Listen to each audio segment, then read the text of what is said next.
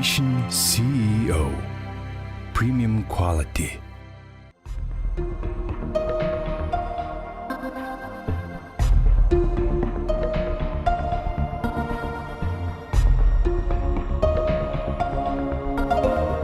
Монгол эх орныхоо онгон байгалийн зэрлэг цэцэгсийн шимээр өрн дорны дэвшилтэт технологиг хослуулан үлэмж төгөлдөр бүсгүй танд зориулан бүтээв. Талын цэцэгсээс таны арьсанд. Booj's брэнд. Эрхэм хүндэт үзэгч та бүхнийхээ амар мэндийг айлтхан мэдчилье. Монголын үндэсний малчин телевиз талархал нэвтрүүлгийн уран бүтээлчд талархал нэвтрүүлгийнхаа ээлжид дугаарыг үзэгч та бүхэндээ өргөн барих гэж байна. Нэвтрүүлэгт маань анагаахын шинжлэх ухааны их сургуулийн докторант эмэгтэйчүүдийн эмч Дэрмийн Эрдэнэсовд өргөдөн хүрэлцэн ирсэн байна. Сайн байна уу та? Сайхан хаварчж байна уу? Сайн байна. Сайхан хаварж байна. Сайхан хаварчж байна. За, ажил хөдөлмөр өндөр, тавлаг сайхан байна уу? Тавлаг сайхан байна.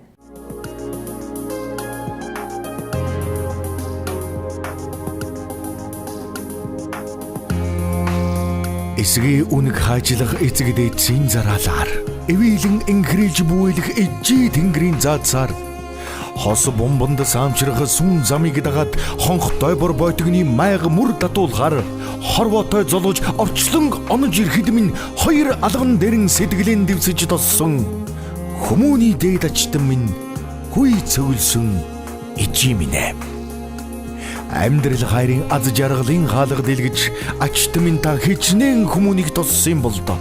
Их үрийн хүй зүгэлсэн энэрл бүхэн тань энэ ертөнцид бурхны интэй аврал юм шүү дээ.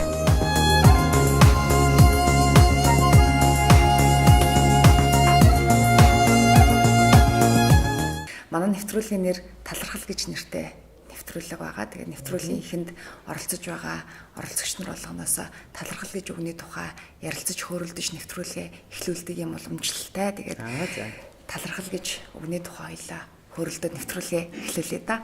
За. Би талархал гэдгийг чин сэтгэлийн баярын илэрхийлэл болоо гэж боддог. Ямар нэгэн хүн чин сэтгэлээсээ баярлна гэдэг бол энэ бол баярын эрхэм дээд баяр нь талархал байдаг болоо гэж боддог.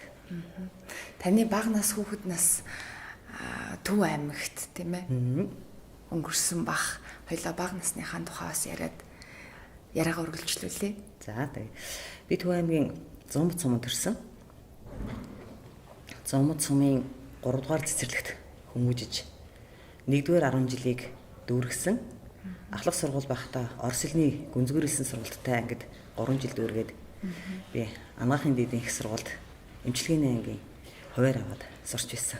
93 онд 9 сарын 1-нд Төв аймгийн 1-р сургуульд Нэгийн бай ангид Баасанж багшийнхаа ангид орохоор аавдаа хөтлөөдөд иржсэн. Тэр хүч саяхан юм шиг санагдаж байна. Ингээд сургууль дээрээ ирэхэд их сайхан байна. Хүүхэд нас минь санагдаад хүүхэд насны маань дурсамж сэтрээд сайхан байна. Тэгэхээр миний бүхэл хүүхэд насны минь дурсамж Төв аймгийн Зумбат суманд өнгөрсөн байдгийг. Ялангуяа миний аав ээж аль алин Зумбат суманд байдаг. Миний ах トゥ нар бид нар Төв аймагта олуулаа байдаг. Тэгээд Зумбат сумынхаа би нэг юмар аягүй их бахархдаг. Тэрний яг гэхээр манай сургууль цэцэрлэг миний сурч байсан тэр сургууль цэцэрлэг болгон улсын тэргүүний сургууль байсан.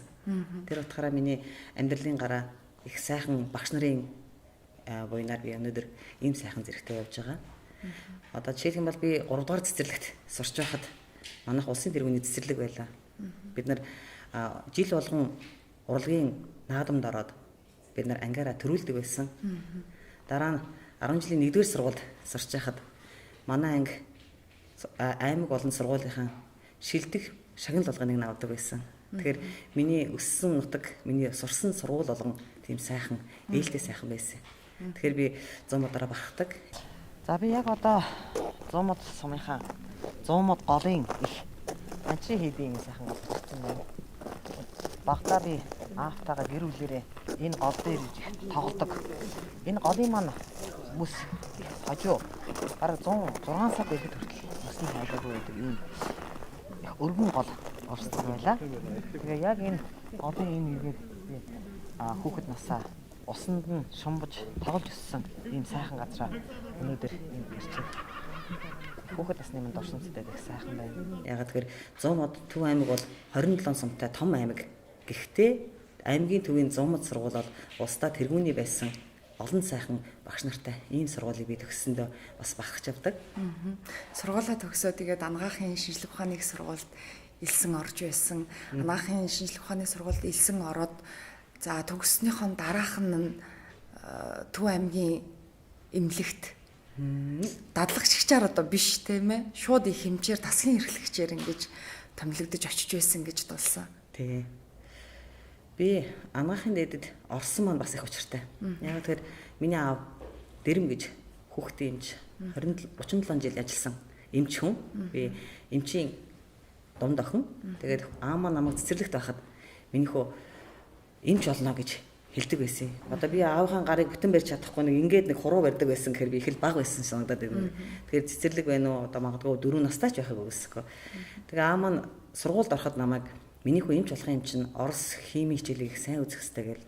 Тэгэхээр би ер нь 1-р ангиас сургуульд орохосоо эмч байхын тулд яах хэрэгтэй гэдгийг ааваас асууж мэдэж тэр сургуульд орж исэн.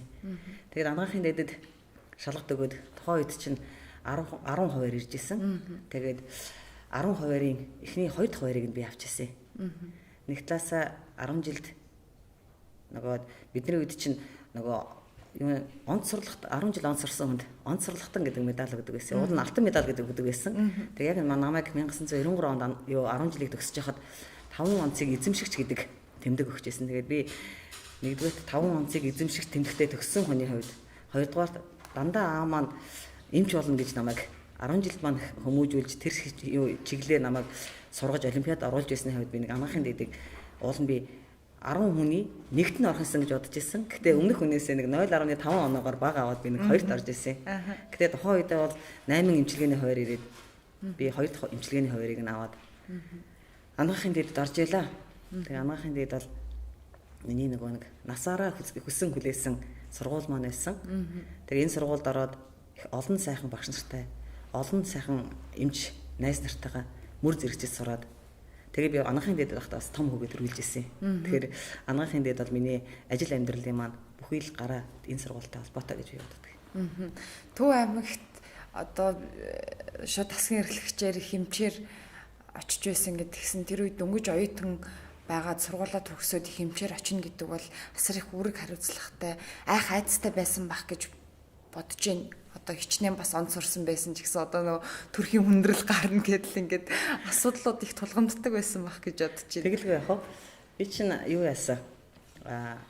Анагаахын дээдэг 99 онд төгсчөөд 99-ээс 2001 онд эхний хэлсэн эрдэм шинжилгээний төвд их баригч резидент эмч гэдэг 2 албыг зураг сурч ирсэн. Тэр нөгөө их барихын эмч болохын тулд резидент эмчгээ 2 жил сурдаг. Тэгээд надад бас тэр үед их боломж олдож их баригчаар ажиллах ийм боломжийг манай Монгол улсын хүний аюут эмч хишгэ багш маань надад тэр боломжийг олгож одоо бараг 20 жилийн өмнө төгсчтэй Эрдэнэ сувд маань тэгээд 99-с 2000 онд манай их хүүхдийн эрүүл мэндийн үндэсний төв тухайн үед бол эхнэлсэн эрдэм шинжилгээний төв Монголд анхудаа 1998 онд төгсөлтийн дараах сургалтын эрх авч их барих эмэгтэйчүүдийн эмч нарыг одоо бэлддэг ийм одоо сургалтыг явуулж бие дааж явуулж эхэлсэн. За тэгэхээр Эрдэнэ сувд маань 2 дахь эсэлт буюу 2 дахь төгсөлт 2001 онд төгссөн. За ингээд резидентийн сургалтанд сурч байхдаа бол 1999 онд эхийн 2 дугаар тасаг гэдэг тасагт их баригчаар ажиллаж ер нь бол тухайн үедээ бол одоо нэлээд идэвхтэй сайн энэ хүн одоо нэг ажил хийчих болоо гэдэг ийм хүмүүсүүдийг бол бид нар аль болохоор одоо шилж зарим одоо резидент эмч нарыг бол бас ажиллуулж ирсэн юм төвхтэй. За тэгэхээр Эрдэнэ сувд маань бол тухайн одоо би бас санаж байна. Эднийх нийтдээ нэг 10 гаруй резидентүүд эмч нар байсан. За тухайн үед бол би энэ их хүүхдийн эрүүл мэндийн үндэсний төв одоогийн нэрээр энэ дэд захирал их барих эмэгтэйчүүдийн эмнэлгээ хариуцсан дэд захирлаар ажиллаж мөн тэнхимийн эрхлэгчээр ажиллаж байлаа. За тэгэхээр тэр үед энэ нэг 10-аад хүүхэд одоо бүгд одоо эх орныхоо өнцөг болон бүрт эхчүүд эмэгтэйчүүдийнхээ эрүүл мэндийн төлөө мөн тэдний одоо эрхийн төлөө ингээд ажиллаад ингээд явж байна. За тэрний нэг төлөөлөл бол манай Эрдэнэ сууд ингээд өнөөдөр уулзж байгаа та бас их баяртай байна Эрдэнэ сувтайгаа. За тэгэхээр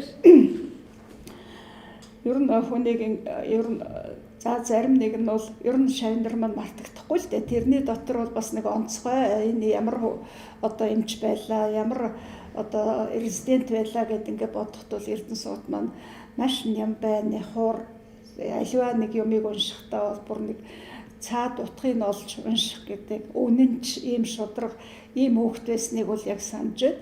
Тэгээ сая би бас Эрдэнэ сууд маань ингээд орж ирэхээр энэ тухайн үеийн журналыг ингээд үзлээ л дээ. Жишээ нь одоо 99 оны 11 сарын 16-наас ингээд 31 хүртэл лекцэн дээр энэ Эрдэнэ сууд ер нь яаж орж ирсэн бол ингээд харахаар бүгд одоо ингээд ирсэн байдалтай. Дараа нь дадлагын хэсгийг нь яхад бол одоо бүгд бас бүртгэгдсэн орсон хичээлүүд нь байж байна. Тэгэхээр эдний ангийнхаа бол одоо зарим нь бол хөдөө орон нутагт ажиллаж байгаа, зарим нь Улаанбаатарт ингээд ажиллаж байгаа, мэргэжлийн ажлаа янз бүрийн ингээд ажил хийж байгаа энэ хүүхдүүдийг бас эргээд ингээд санаж байна. Тэгээ би бас багшд бас нэг юм аюух баярлалаа. Яагаад гэхээр их баригч хийх боломж ихэнх бас тийм олон байгаагүй. Одоо манай 11 хүүхэд бид нар зэрэг сурч байгаад би ганцаараа шахуу их баригч хийж исэн. Тэгээ би тэр үед тэрийг би ямар үед хамгийн их ойлгосон гэхээр яг намайг ихэнх резидентийн сургалтыг төгсөө Төв аймагт очиход их баригч төрөлд удирддаг биш, заавал эмч төрөлд удирдана гэдэг. Тэгээд нөгөө өөрөө их баригч хийжсэн учраас надад Төв аймагт очиод хөдөө орон нутагт өөрөө төрөлтөө удирдаад ингээд их баригчгүй газар төрөлтөө удирдахад тэр аюух нэмэр болж исэн. Тэгээ би ажлыг багаас нь хийх нэг давуу тал нь өөрөө одоо орон нутагт бол ялангуяа их баригчгүй, соёлогчгүй тохиолдолч сумдаар явж байгаа тохиолддог байсан. Тэгээд тэр юм ажлыг хийхэд надад одоо өөртөө ихтэй хийх тэр боломжийг та надад олгож ирсэн. Би тэрэнд аягүй их баярлалаа. Нөгөөтэйгөр очингуудаа би ч одоо 25 настай тасгын эрхлэгчээр очижсэн багшаа. Тэгээ би өөрөө эхийн 2 гэдэг тасагт их баригч хийгээд тэгээд бас эмчээ хийгээд энэ явсан дадлага маань надад нэгдүгээр бас орон нутагт ажиллахад их боломжийг олгосон. Нөгөөтэйгөр би анх аймгийн эмнэлэгт очичоод айж исэн л да. Яагаад тэгэхээр миний аав бол ард түмэндээ үнэлэгдсэн сайн эмч байсан. Тэгэхээр дэрэм эмчийн хүүхэд алдаа гаргалаа гэх нөгөө Эрдэнэ сувд алдаа гаргалаа гэж хүн хэлэхгүй. Дэрэм эмчийн хүүхэд алдаа гаргалаа гэж хэлнэ гэдгээс би их айж исэн. Тэгээ би тухайн үед нэгдсэн эмнэлгийн дарга дээр ороод би тасгийн эрхлэгч гэдэг энэ том ажлыг би хийж чадахгүй. Би чи 25 настай дөнгөж их сургууль төгсөөд ирж байгаа. Дээрээс нь Төв аймаг 27 сумын хөдөөний эмч нарт зөвлөгөө өгдөг. За тэр үед чинь зарим газар их барихын эмчтэй байлаа, зарим газар их барихын эмчгүй, их баригчтай байсан.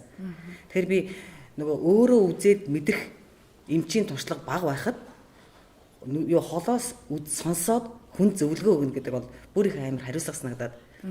Тэгээ би үнэхээр энэ ажлыг хийж чадна гэж би бодохгүй байна гэд.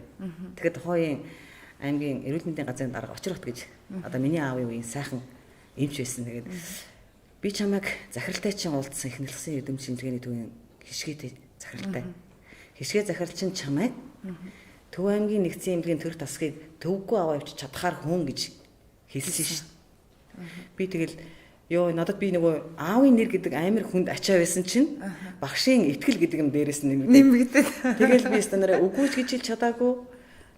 Зааж гэж хэлж чадаагүй тэгэл чимээгөө зогсож байсан чинь за чи чамайг чадна гэдэгт би ч гэсэн итгэж байгаа гэдэг. Тэгээд би 25 наснда анх удаа төрх тасгийн эрхлэгч гээд 23 хүний бүрэлдэхүүнтэй тэр тасгийг ахалж 2001 оноос 2005 онд тэр тасагт ажилласан. Таны аав сая бас тад аавыгаа дурсаж бас ярьлаа.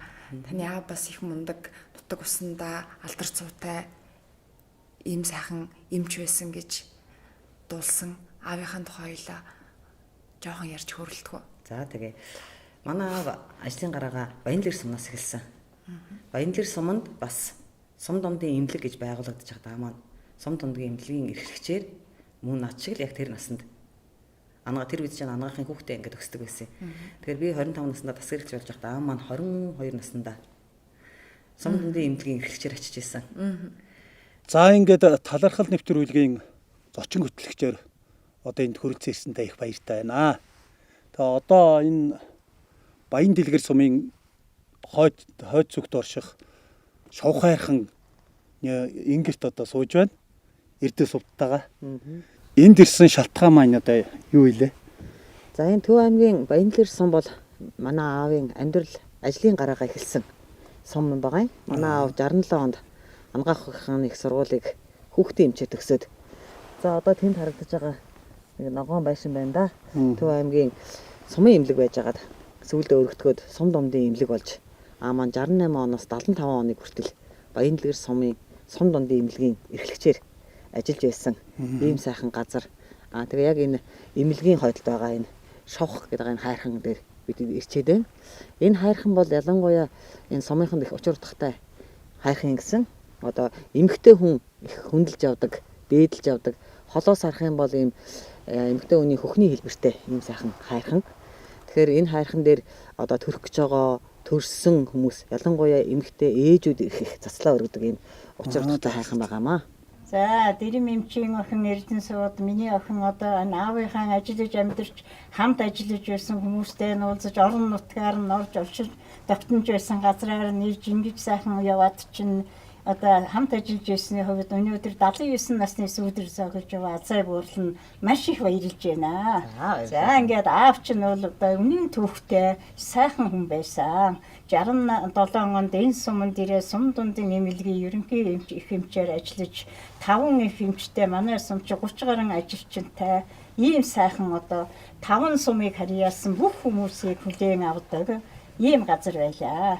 Танаа бол энэ суманд ирснээсээ хойш энэ 5 сумаас ирсэн бүх ээж нарыг одоо төрж амарчихт нь байж байгаа. Бараг 60-70% нь бол одоо тэр үед бол бүгдийг ихэрж авсан тийм хүндтэй хүн байдаг. Тэгээд бид бол одоо бас тэрмээрээ маш их бахархдаг. Энэ сумынхан цөм мэднэ. Тэгээд аав нь одоо тэр их хэцүү үед ажиллаж амьдарч явж байх үедээ бид хэдийнхээ дунд тэгж нойр хоолгүй явж байхдаа бүр мэдрэлийн ядаргаанд ороод нүд ам нь татдаг, ам хамар нь мөрөөдөг, бүр сүулдэ одоо бүр үнэхээр хэцүү байдалд ороод тэгээд аймаг руу одоо явсаа. Тий одоо аав чинь нэлих сайхан гавьяатай алдартай сайхан хүн байсан. Танаа ээж аавууд ээж чинь сайхан багш хүн байсан. Олон сайхан шавнартай. Тэгээд өөрсний чинь одоо ах эгчтэй өнөр чинь бас их сайхан эгч чинь бас сайхан ийм сайхан өнөр өтгөн сайхан айл байсан. Энэ суманд би одоо ажиллаж амьдарч өвчнөө жил болохтой бол ер нь аавын чинь бол дурсахгүй хэлэхгүй ярихгүй зүйл гэж байхгүй. Бүх юмд бол дурсагдж яригдж явдаг. Энэ эмнэлгийн түүхэнд бол бас түүхэн гавьяатай. Манай сумын эмнэлэг чинь анхан бага эмчийн салбар, дараа нь их эмчийн салбар, дараа нь аав нь одоо тэгээс сум дундын эмнэлгийн ийм л том ажлыг хийж явсан. Ийм хүндтэй сайхан хүн байсан. Би эмч болчоод Баян дэлгэр суманд нэг дуудлагаар их даавтайгаар иржсэн байхгүй. Тэгээ энд ирчээд байж хад манай аав тэгж ярьжсэн байхгүй. Энэ эмнэлэг чинь ийм тухайн үедээ жижигхэн байсан. Тухайн үедээ их л том эмнэлэг байсан. Одоо ингээ ирсэн чинь их жижигхэн эмнэлэг харагдаж байна. Тэгээ энэ эмнэлэг бид нар чинь ингээд төмөр орыг зэрэгцүүлж ягаад төрх ээжүүд нь ингээд бүр ингээд тэгтэр дахаар ингээд хөндлөнгөө нь хөвтүүлээд хүмүүсээ төрүүлдэг байсан гэж ярьжсэн байхгүй юу? Тий, яг үнэ. Тэгээ би ямар сандаа хөөхтэй төмөр нарийн орон дээр хөндлөнгөө нь хөвтгөр чи одоо нухаад айгүй хэцүү байд юм шиг мөн гэсэн чинь орон дээр хөндлөнгөө нь хөвтүүлээд багтахгүй болохоор бид нар газар хөвтүүлдэг байсан гэж ярьжсэн байхгүй. Тэгээ тэр үед тийм л их төгөлтэй байсан. Тэр үед байсан үү дээ. Тэгээд би аавыгаа сайн эмч, сайн хүний найз байсан болов гэж боддгийн. Ягаад тэгэхээр аа маань хүн хүүхдийг нь юм уу, өөрийг нь юм уу, өвчнийг нь эмчлээд явцдаг хүн биш. Тэр хүнийг бүхлээр нь эмчилдэг тийм хүн байсан. Одоо жишээлбэл тэр үед ч одоо дуудлага гэж байсангүй, гар утас гэж байсангүй. Тэгээ шөнө орой ингээл хаалга тогшдог. Тэгээл миний хүүхэд халуурлаа инлээ гэхэд шөнө 1 цагч байна уу, 3 цагч байна уу? Аа маань очиж үздэг. Тэгээд үзэх гэж явахдаа тэр чинь унаа тэр гэж байхгүй шүү дээ. Тэгэл одоо тэр одоогоор 3-4 км газар застай байна уу, шороотой байна уу тэгэл алхдаг. Тэгээ би аавгаа бүр хожмын өдөр 2005 онд бин муугаад байхад аавхан хөлийг ингээл тостоо сууж байхад манай аавын хөл амар том эвэртэй байсан.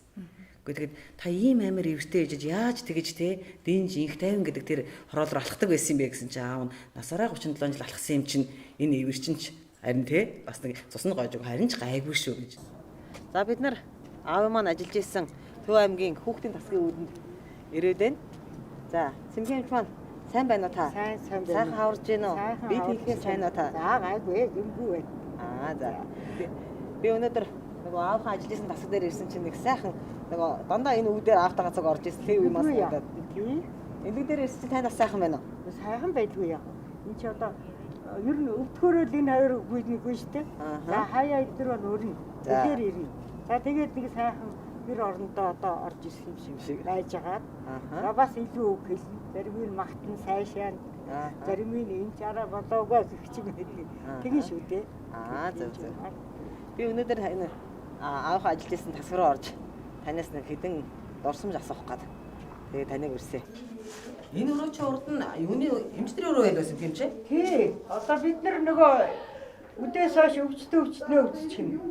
Тэгээд өргөө хоомчлыг дуудчих нь. Тэгээ нөгөө мэрэгжил дээшлүүлэх.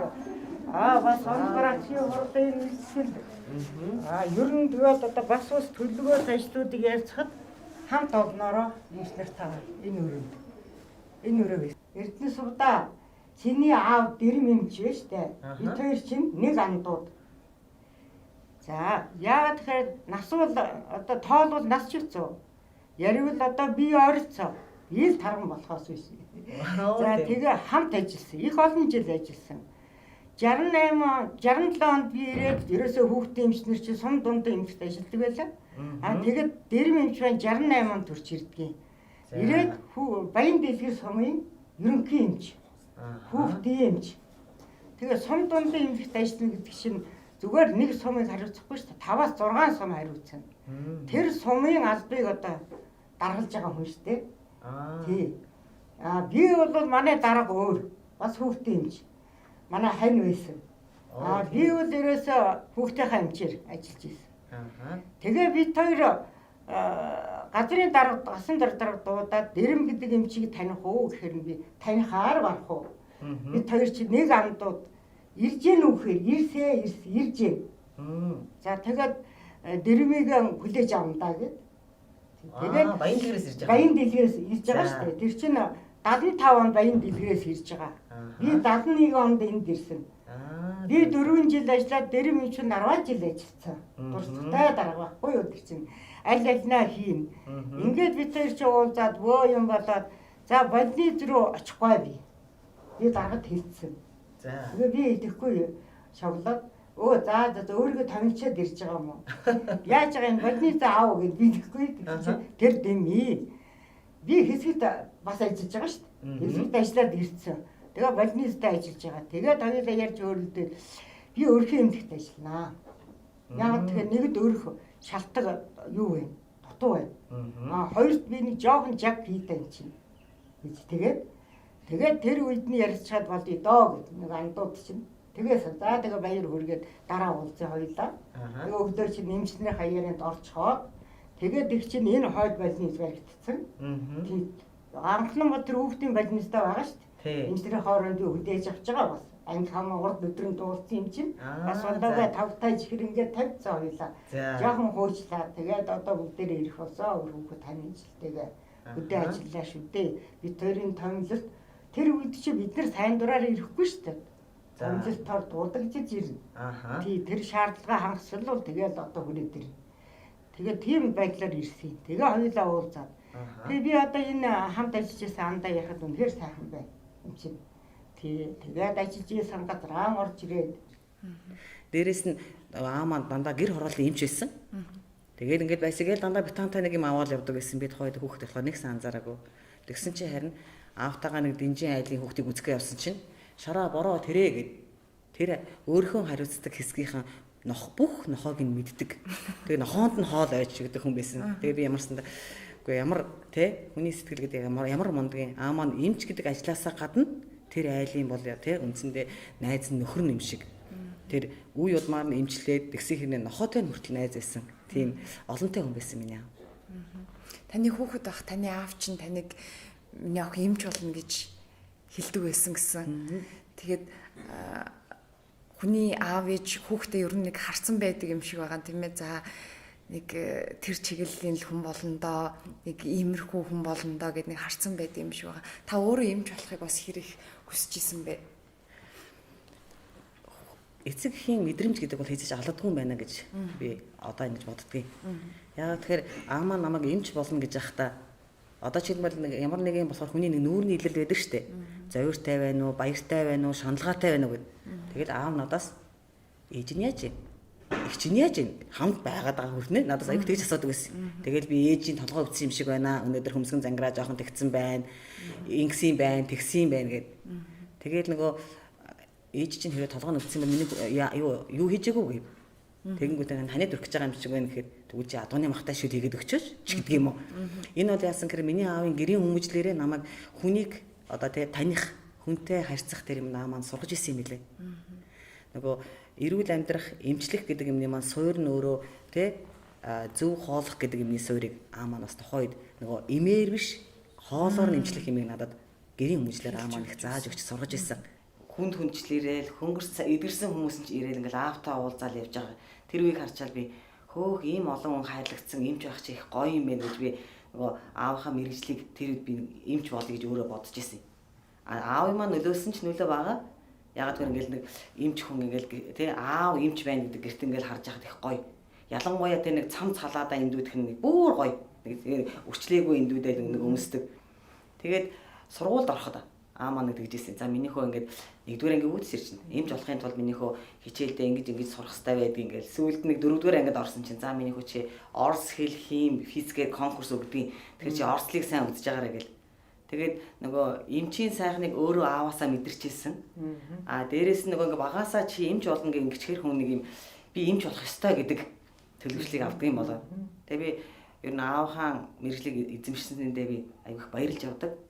Бас нэг 5-5 хүүхдээс намайг сонгоод эмч болгоно гэдэг бол бас нэг аавын тэр нэг эмч хүнд байх хэвээр зан характер юу гэдэг тэр юмны мэдрэмжийг олж харсан баг. Тэгээд намайг багаас нь одоо нэг эмч гэдэг хүнд төлөвшүүлж өсгсөн баг гэж би боддог шин.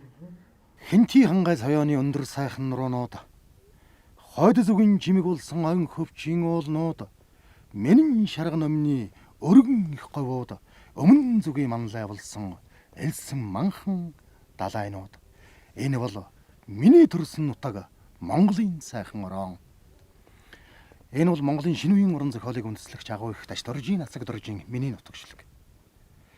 Энэ хүү миний нутагшлгийг зохиосон Монголын шинэ үеийн уран зохиолыг үндэслэгч агуу их даш дөржийн нацаг дөржийн төрсөн нутаг Төв аймгийн Баян дэлгэр сумын гүн галуутай нуурын ирэг дээр талархал нэвтрүүлгийн зочин Эрдэнэ сувд дээр сууж байна. Тэгэхээр аливаа алдартай хүн төрсөн нутаг, аливаа агуу хүн төрсөн нутаг гэдэг бол тухайн нутгийн авшиг, тухайн нутгийн эрчим хүч, тухайн нутгийн уул усны тэр одоо савдаг навдгийн чадал хүч байдаг гэж ингэж би боддог. Тэгэхээр та бас энэ нутгийн хүн байна, их зохиолчийн нутгийн хүн байна. Ер нь баг байхдаа энэ нутгаас төрөн гарсан агуу их таш дуржийн нацаг дуржийн шүлэг дуулыг хэрийг уншдаг байв. Энэ тухай хэдий үеэс мэдэж эхэлсэн бэ гэдгээс хоёлаа энэ хормын яриагаа эхлэе. Миний аав бол Баян дэлгэр суманд ажиллаж байсан хүн. Тэгээ миний баг ах би хоёр ахтай. Баг ахыг маань нацаг дорж гэдэг. Өө ямар вэ? Дээ нацаг дорж гэдэг багхгүй юу? Тэгээ би 10 жил байхдаа 4-р ангид үлүүдээ уран зохиолын хичээл дээр миний нутаг гэл. Тэгсэн чинь дээ нацаг доржийн шүлэг гэл гарч ирдэг байхгүй юу? Тэгэхээр нөгөө надад айгүй ойрхон сонсогдож байсан нөгөө дэрмийн нацаг дорж, даш доржийн нацаг дорж гэдэг хоёроо.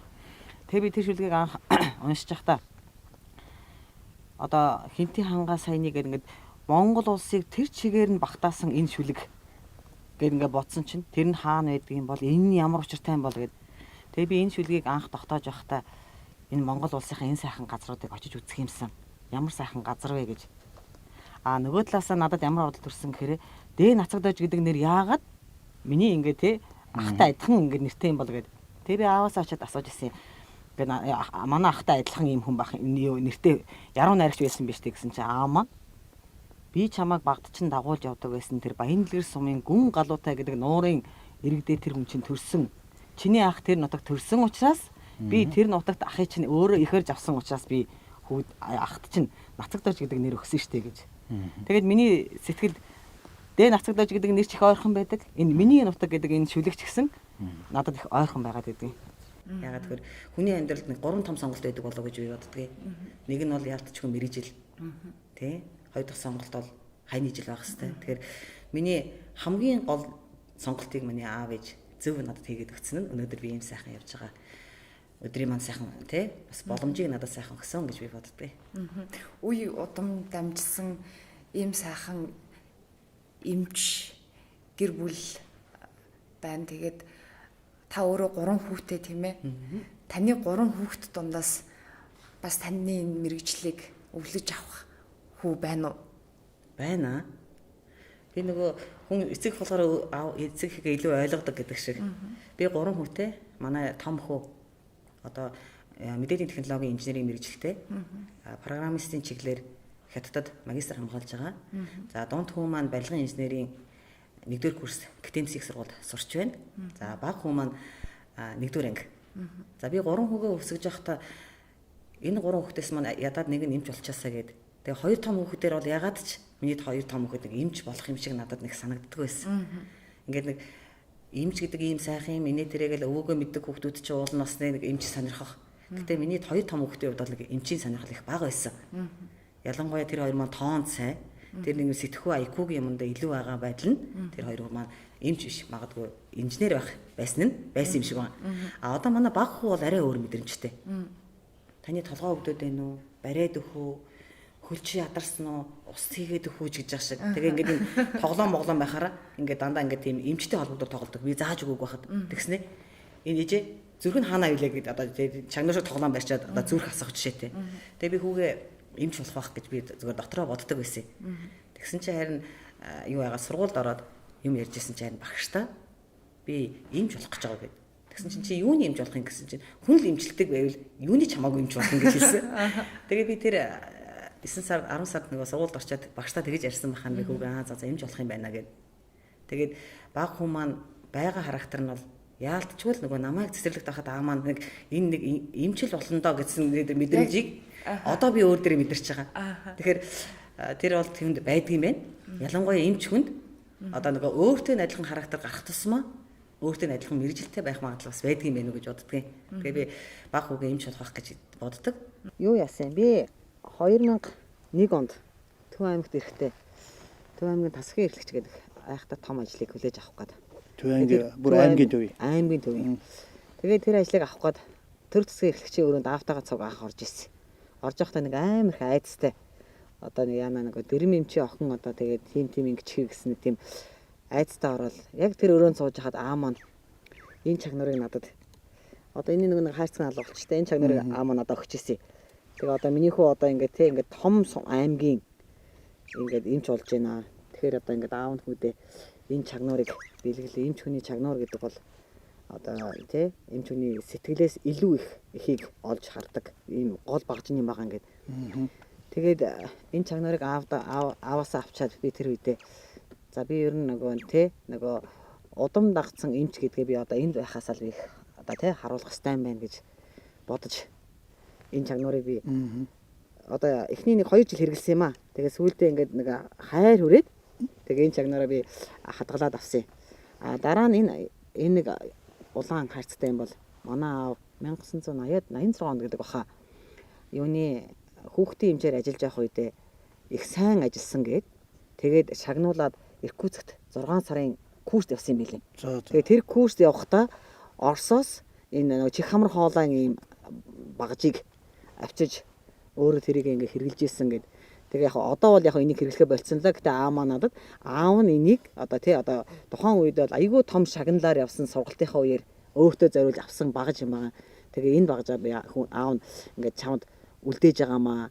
Тэгээ энэ бол одоо тий одоо магадгүй чиний үед бол энэ бол нэг юу байх магадгүй дараагийн үе удамд очиод энэ бол баг түүхийн мүзээ болох шахуу ийм юм байгаамаа гэд. Тэгээ би энийг ингээ юу яагаад ер нь би ихтэй нэг иймэрхүү багч нэг олон таараагүй ягаад гэвэл бидний үед чинь бас нэг лорын баг чинь өөр болцсон байсан. Тэгээ би аавхаа энэ 2 багжийг би байнга хадгалж явдгийн. Дээрэс нь энэ одоо миний аавын эмч байхдаа өмсөжсэн халаад юм байгаа юм. За. Маань үндсэндээ 37 жил хүүхдийн эмчээр ажилласан. Тэгээ сүүлийн нэг 17-8 жил ажиллахдаа энэ халаадыг өмсөж жагаад тэтгэвтэй гарсан. Тэгээ тэтгэвтэй гарахдаа аавх нь энэ халаад энийг яах вэ гэхээр би үгүй аав энэ чинь одоо би энийг ингээд тий дурсгалаа болгож авч үлдээ аав маань өмсөжсэн халаа дээл хоёр надад байдгийг. Тэгээ би нөгөө аавынхаа ажил амьдралынхаа гарааг эхлүүлсэн энэ газар сайхан энэ нутаг их хөрсөн дээр уулан дээр аавынхаа энэ халаадыг сайхан салхинд нар салхи зөөлж тийм ээ арц цаашаанаар ариутгаж энэ сайхан нэг химра сэргээ хийх гээд аахаа өвлүүлж ирсэн энэ юмнуудыг би өнөөдөр бүр зориуд энэ газарт ирэхдээ авчирсан байгаа. За би тэгээ өнөөдөр энэ сайхан газар аавынхаа олон сайхан хүүхэд их хож авсан энэ сайхан хайхны ингэрт би өөрхөн баг хүүдээ ааваасаа өвлж авсан энэ сайхан чагнарыг өвөөгийнх нь эдэлж исэн энэ халаадыг хүүдээ одоо өвлүүлж үлдээе гэж бас хүүгээ зорж дагуулж ирсэн байгаа. Тэнэ хайцсан. Тэнэ наш минь хөө.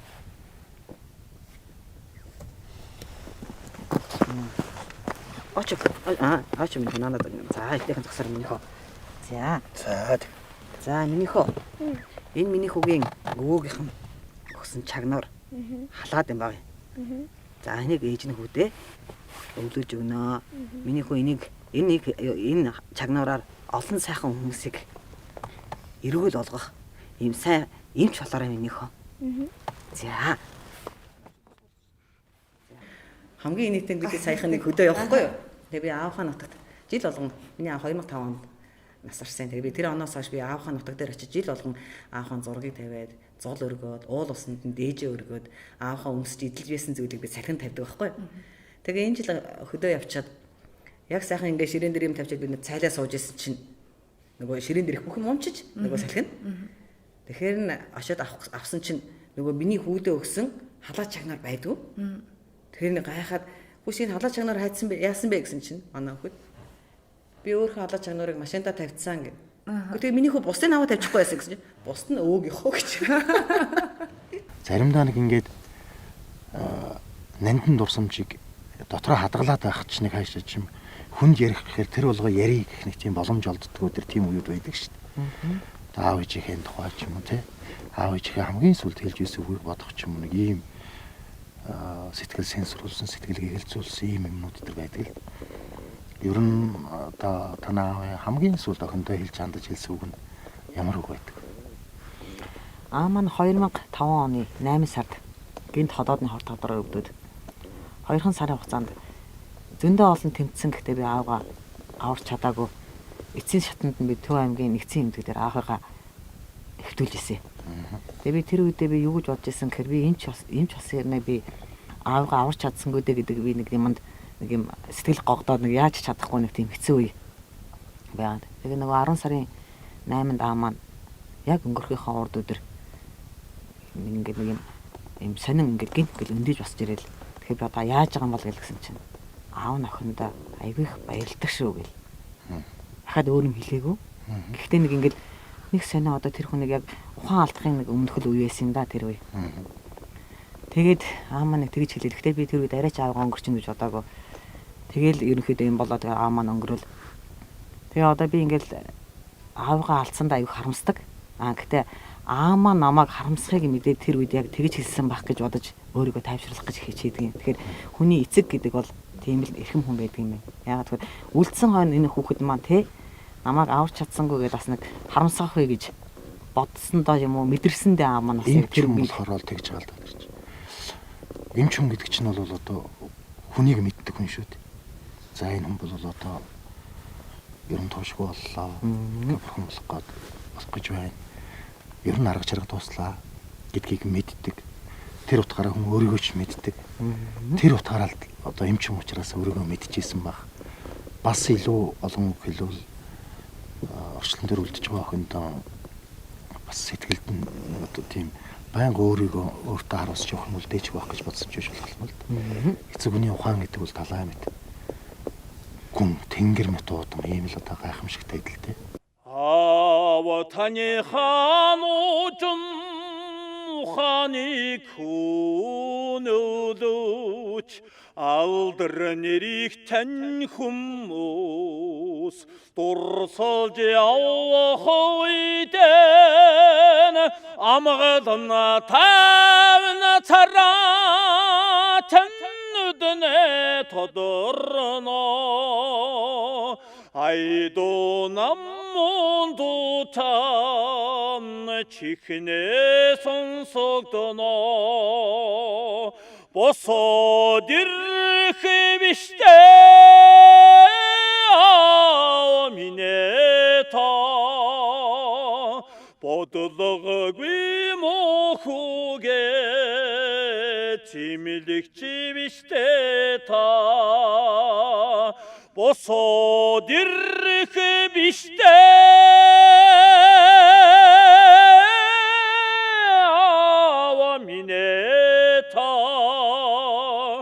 бодлогогүй мохугэ тимэлэгч биштэй та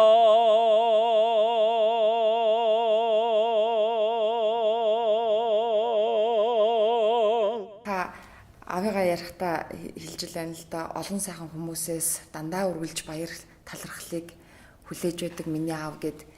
Тэгээд өнөөдөр бас та бас маш олон хүнээс баяр талархлыг хүлээгээд явж байгаа хаа гэж ингэж бодож байна.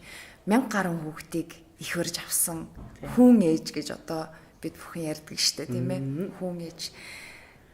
Тэгээд тэр одоо их өрж авсан хүүхдүүдээс эргээд одоо танд одоо миний хүн ээж шүү авсан ээж гэж бас ярьдаг штэ тий. Авсан ээж гэж ингэж ирдэг үү? Ирэлгүй яах вэ? Би чи их насны төвд их хэрэгч хийж явахдаа эхийн 2 дахь тасагт байхад би чи өдөртөө 10, 20, 30 хүн төрүүлдэг байлаа. Төв аймагт очсон байхад бол харьцангуй төрөлт арай цөөхөн. Гэхдээ өдөртөө нэг 4, 5 хүн төрүүлдэг. Ийм байсан. Тэгээ их насны төвд явахдаа өдөрт аюул олон хүн төрдөг байсан учраас нэг айхтар одоо нэг хүн ээжний тэрэг гэдэг хүмүүс нэг хүндэтгэл үзүүл наан цаанд гэдгүй байсан юм билээ. Тэгээ би төв аймагт ажиллачаад байжсэн чинь яг одоо би аюул сайн санд яг одоо миний амьдралын анхны тохиолдол байсан. 2002 оны 4 сарын 30-нд нэг ээж нэг ойтой хүүхдээ аваад цагаан хадаг барьсан. Ирж ирсэн. Тэгээ би ингээ гайхаад нэг би ч бас ирээд чи 2002 он гэдэг чинь бас л залуухан л байсан. Тэгсэн чинь за ингээд би хүүгээ хүн ээжтэй залгуулах гад ирсэн гэв. Тэгэхээр би одоо юмсан бүр гайхаад зогсоод гэсэн чинь манай нэрэмж золгох гэж байна. Анх удаага би тэгж өөрөө их барьсан хүүхдтэй анх золгож исэн. Тэгээ тэр хүүхэд маань 2003 он 2004 онд намайг төв аймагт ажиллаж явах хугацаанд 2 ойтой дээр яг 3 ойтой дээр ирж залгадаг байсан.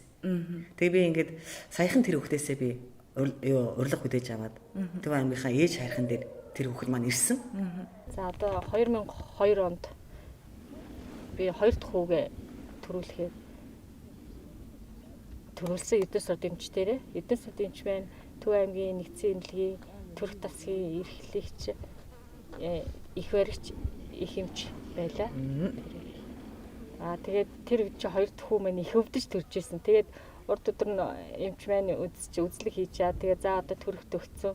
Одоо төрхийн өмнөх үйл явдал явагдаж байна. Одоо удахгүй төрнө гэл тэгээд үзчихэл. Тэгээд тэр шөнөөсөө 1 цагийн үеэс л ихсэнтэй өвдөлт. Тэгээд минутаар өвдөөл. Тэгээд өглөө үүрээр нөгөө хонсон их эмч маань сувилагч маань нөгөө усын маань хаглаа ийцсэн. Тэгээ айгүй хуура өвдөлттэй.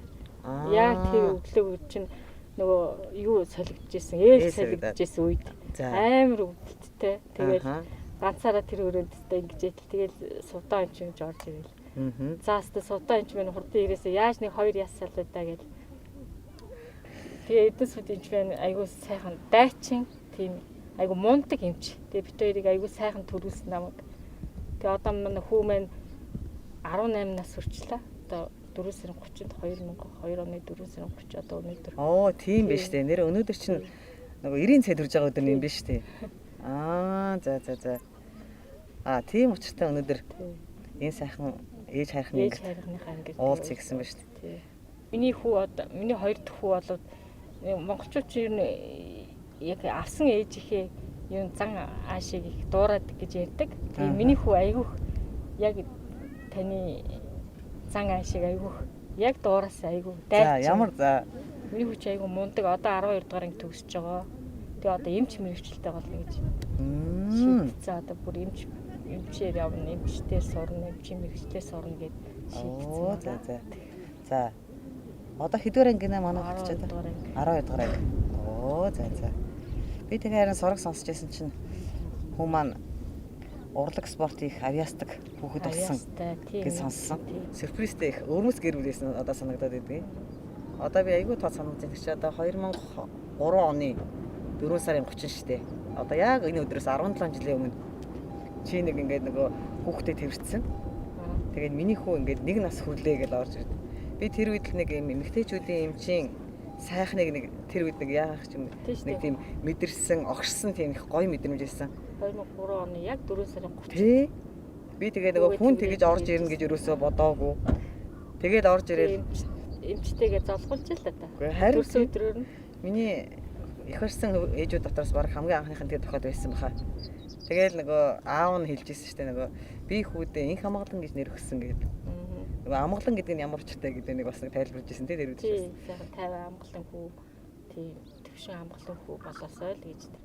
За тэгвэл өнөөдөр ингээд бүр ээж хайрхахаа үрт намайг дуудсан ба бас их л учиртай байж тийм ээ. Нөгөө хүү маань 18 нас өрцөн. Цаг хугацаач бас хурдан юм да. Тэ нөгөө саяхан л нөгөө нэг таад маань нөгөө золгуулах гээд очиж ирсэн юм шиг санагдیں۔ Тэгсэн чи одоо тийм том болцсон байдаг. Одоо хүү маань ирсэн. Оо, энд ирсэн юм уу? За, сайн байна уу? Ямар том хүү болов ээ? За. Сайхан хавж гин үү? Сайхан хавж гин.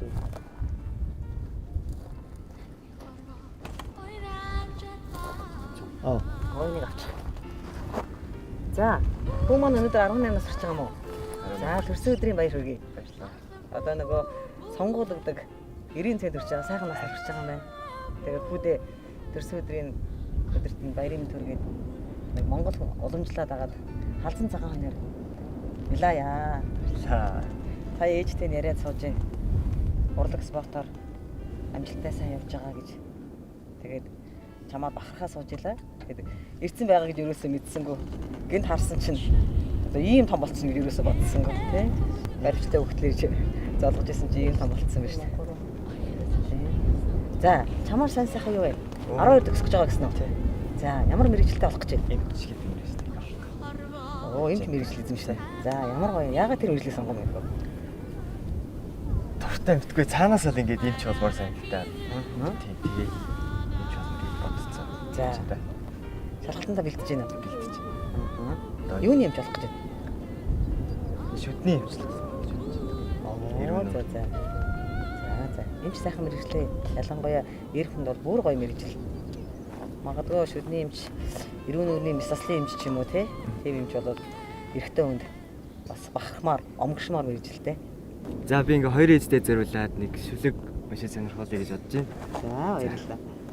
Намрын уулнаа бугын оромтхыг сонсороо намайг ухаачхыг үзэх гэж ижимэн та урт наслаарай. Манцуудаа ирж би таныг ганцхан л удаа жагаасан магадгүй түүнээс дэш дандаа зовсон. Намрын уулнаа бугын урамтхыг сонсоорой. Намайг ухаачхыг үзэх гэж ижимэн та урт наслаарай. Манцуудаа ирж би таныг ганцхан удаан жаргаасан магадгүй тэрнээс хойш дандаа зовоосон. Ганцхан намайг гэж ижи та газар дээр минь хичнээн өвдөстэй төрсөн юм. Баривчиг минь эсгэж хурмын өмсгөл чимэглэж отож манлын хуйлгаан ийм байдгүй гэлтэй орон дээрс минь алгасалгүй тонгож дэрэн дээр намайг бүлээрч хонох болгонд дэлхийд хамгийн сайн эмчин та байлаа. Аяга эвдэн эрхэлж ядсан намайг аргацсан алиалагч болж өмнө минь эргэлдсэн. Үсэг бичих гээд бодилж цөхөж суухад минь алдаатай байхад нь улаан цам онц тавьдаг багш минь. Цаг оройтсон болзооноос эргэж ирэхэд цагдаа эсвэл үүдний манаач сар нарны ээлжгүй гал сагсан тоогоч сангийн боберт арц уугуулж майн уншсан лама. Шүүхэр тэнгэрийн дор алдаж эндэх тоолонд минь шүүхийн тогтоол уншдаг ялагч нь та мөртлөө даамайг хайрт нь найл хэвээрээ давж заалдсан өмгөөлөгч болж зовлонгоос намайг суллна. Жигжид бурхныг олон мотортай гэлцэн жижигхэн энэ бие чинь түүнээс олон гартай. Элбэгийн хайр ижи гэдэг нэрт нь энэ орчлонгоос авсан хамгийн том алдар. Зүүнээс өгчээр багтах он жилийн урсгалд зүгээр л дэргэд минь байж хайрл ижи гэж дуудах болгон дом биерлдэг ижил хідэн хүүхэдтэй урт насалж хайрлаа.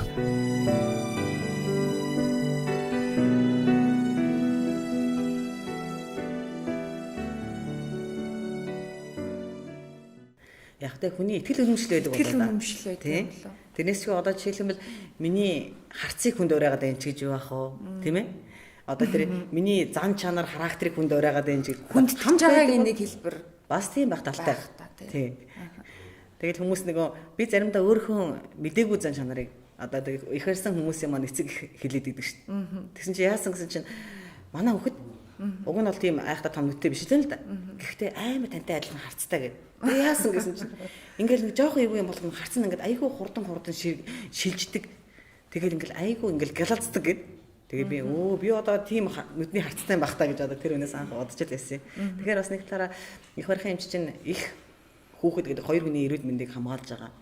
Одоо дотрын эмчүүд нэг хүнийг анх юу те эмчилж байгаа бол их барихын эмч бол хоёр хүнийг эмчилдэг.